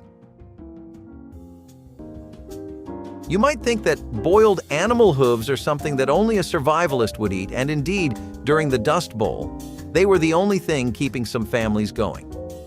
When meat became unaffordable and gelatin packets were a luxury, hooves came in handy, literally and metaphorically. Animal hooves, preferably cow or pig, were used and boiled to make a broth that was as useful and as ugly-sounding as it can get in our ears today. The long cooking process tenderized collagen present in hooves and made it into a natural binder for soups, stews, and even sweets. Yes, you heard it correctly, desserts. Gelatin from hooves was the secret behind the wobble in aspics, jellies, and custards. This was not about getting by. It was about getting the most out of each part of the animal. Hooves cooked were a rich source of protein and minerals and were a great food source during the lean periods. And even though they were not the most attractive, they ensured that bellies were filled and bodies were built. Today, such concepts as boiling hooves may cause some people to have goosebumps. However, in those days, it was business as usual. Dust Bowl meals were about subsistence, and at times, subsistence entails getting creative with what is available, or hoof. Sheep's head stew was often enjoyed in rural areas where nothing went to waste. Skinning the head and preparing it for the stew is a time-consuming task, and it can get messier, but if you manage to pull this one off, it is definitely worth getting your hands dirtier than usual. Braised oxtail is proof that our ancestors really knew how to make the most of every part of an animal. An oxtail typically weighs around 8 pounds and is skinned and cut into shorter lengths for this Italian cuisine. This meat is slow-cooked in red wine and braised with vegetables such as carrots, tomatoes, and even lima beans. Oxtail is packed with collagen, so this dish was also used by many women of the Victorian era for younger-looking skin. Many women used to throw parties just to serve it. They took eat your skincare to a whole other level. While the word once meant only the tail of an ox, today it can also refer to the tails of other cattle. Today, this dish is a gourmet delicacy, but back in the day, it was every middle-class worker's dream. Love it or hate it. Johnny Marzetti is a dish, not a person, and it's one that's entirely tied to the history of food in Ohio. While people debate the exact circumstances that led to this dish, there's no doubt that it was named after the real-life Johnny Marzetti, who was a restaurant owner up in Columbus, Ohio. His entire family owned what was known as the Marzetti Italian restaurant during the early years of the 20th century, and the most commonly accepted origin story is that this dish actually began here.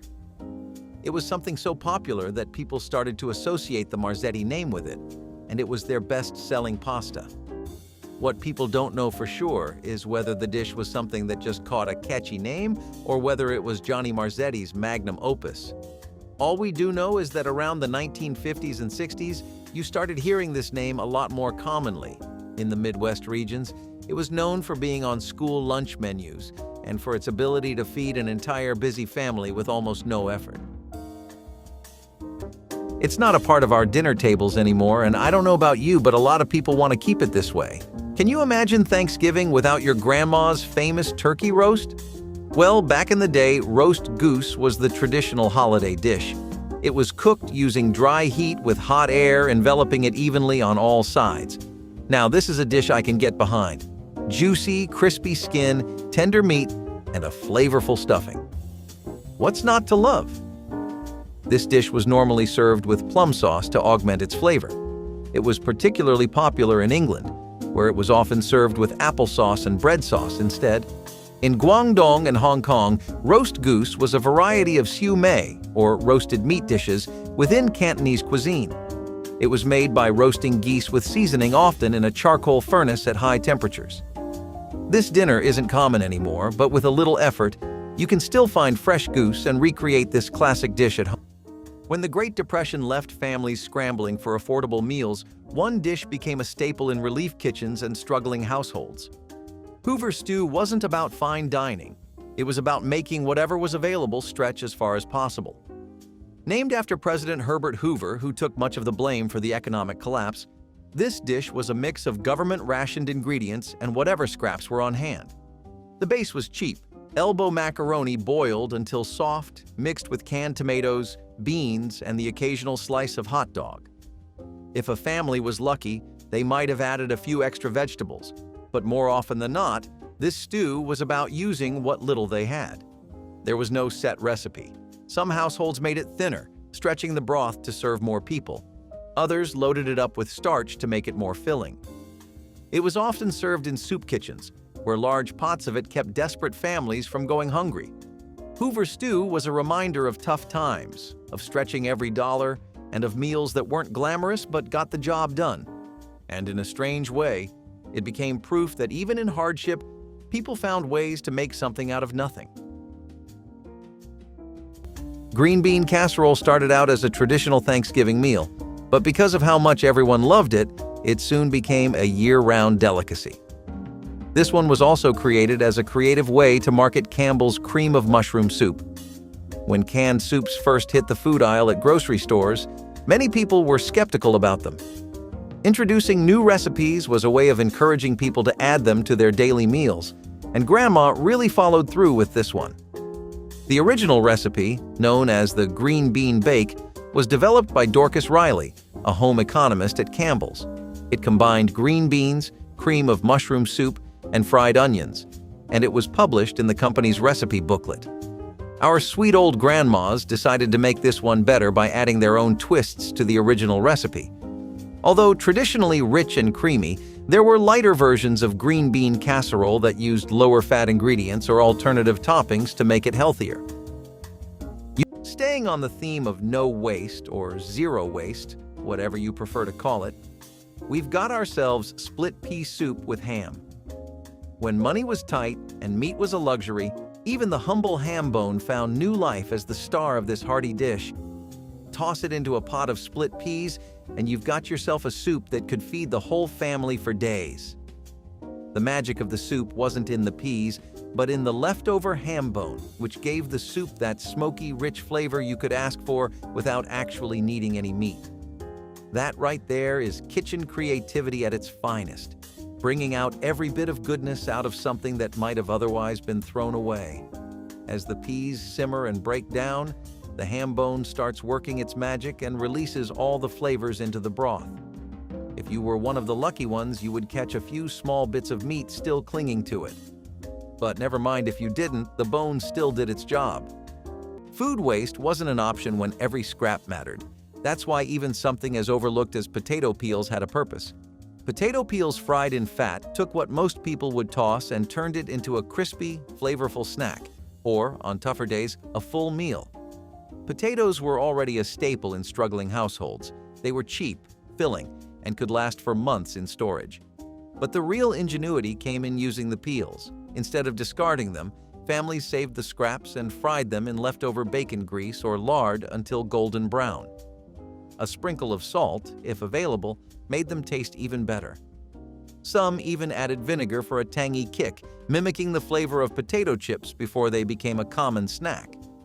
During the Great Depression and wartime rationing, people had to make do with every part of an ingredient. The peels contained nutrients that couldn't be wasted, and frying them in fat added the calories needed to get through the day. For those who grew up eating them, potato peels fried in fat was a lesson in resourcefulness. It proved that even the parts of food most would throw away could be turned into something warm, crispy, and, at least for a moment, satisfying.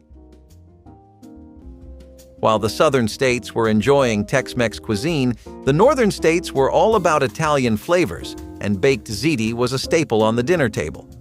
Now, even with its Italian roots, you wouldn't typically find this one in Italy. This casserole was created by grandmas who were Italian immigrants to the States and adapted traditional pasta dishes to suit the ingredients available in their new country. Baked ziti was pretty much the long-lost cousin of lasagna, with the classic version including ziti pasta, marinara sauce, ricotta, and mozzarella cheese. The ziti pasta used in the dish was tubular and smooth, which makes it ideal for holding onto the sauce and cheese. This one was a hit at Sunday dinners and had everyone. No one threw away stale bread when money was tight. It wasn't trash, it was the foundation of a dessert. Bread pudding with water sauce took something that would have been discarded and turned it into a warm, sweet dish that felt like a luxury, even when it wasn't. Bread pudding had been around for centuries, but during the Great Depression, it became a survival recipe. Stale bread was soaked in a simple mixture of milk, eggs, if available, sugar, and a pinch of cinnamon. Once baked, it transformed into a dense, custard-like dish. But the real ingenuity came with the sauce. Traditional bread pudding was often served with cream or butter-based sauces, but when those were too expensive, families made water sauce, a thin, sweet topping created with sugar, water, and a little flour to thicken it. Sometimes vanilla or nutmeg was added if they were lucky. It wasn't fancy, but it did the job. For struggling households, bread pudding with water sauce was proof that even the most basic ingredients could create something satisfying. It wasn't about excess or indulgence. It was about making the best of what was there and finding comfort in the simplest of things. That wraps up our list of poor man meals your grandparents used to survive. Let us know which meal surprised you the most, and don't forget to like and subscribe for more forgotten food history.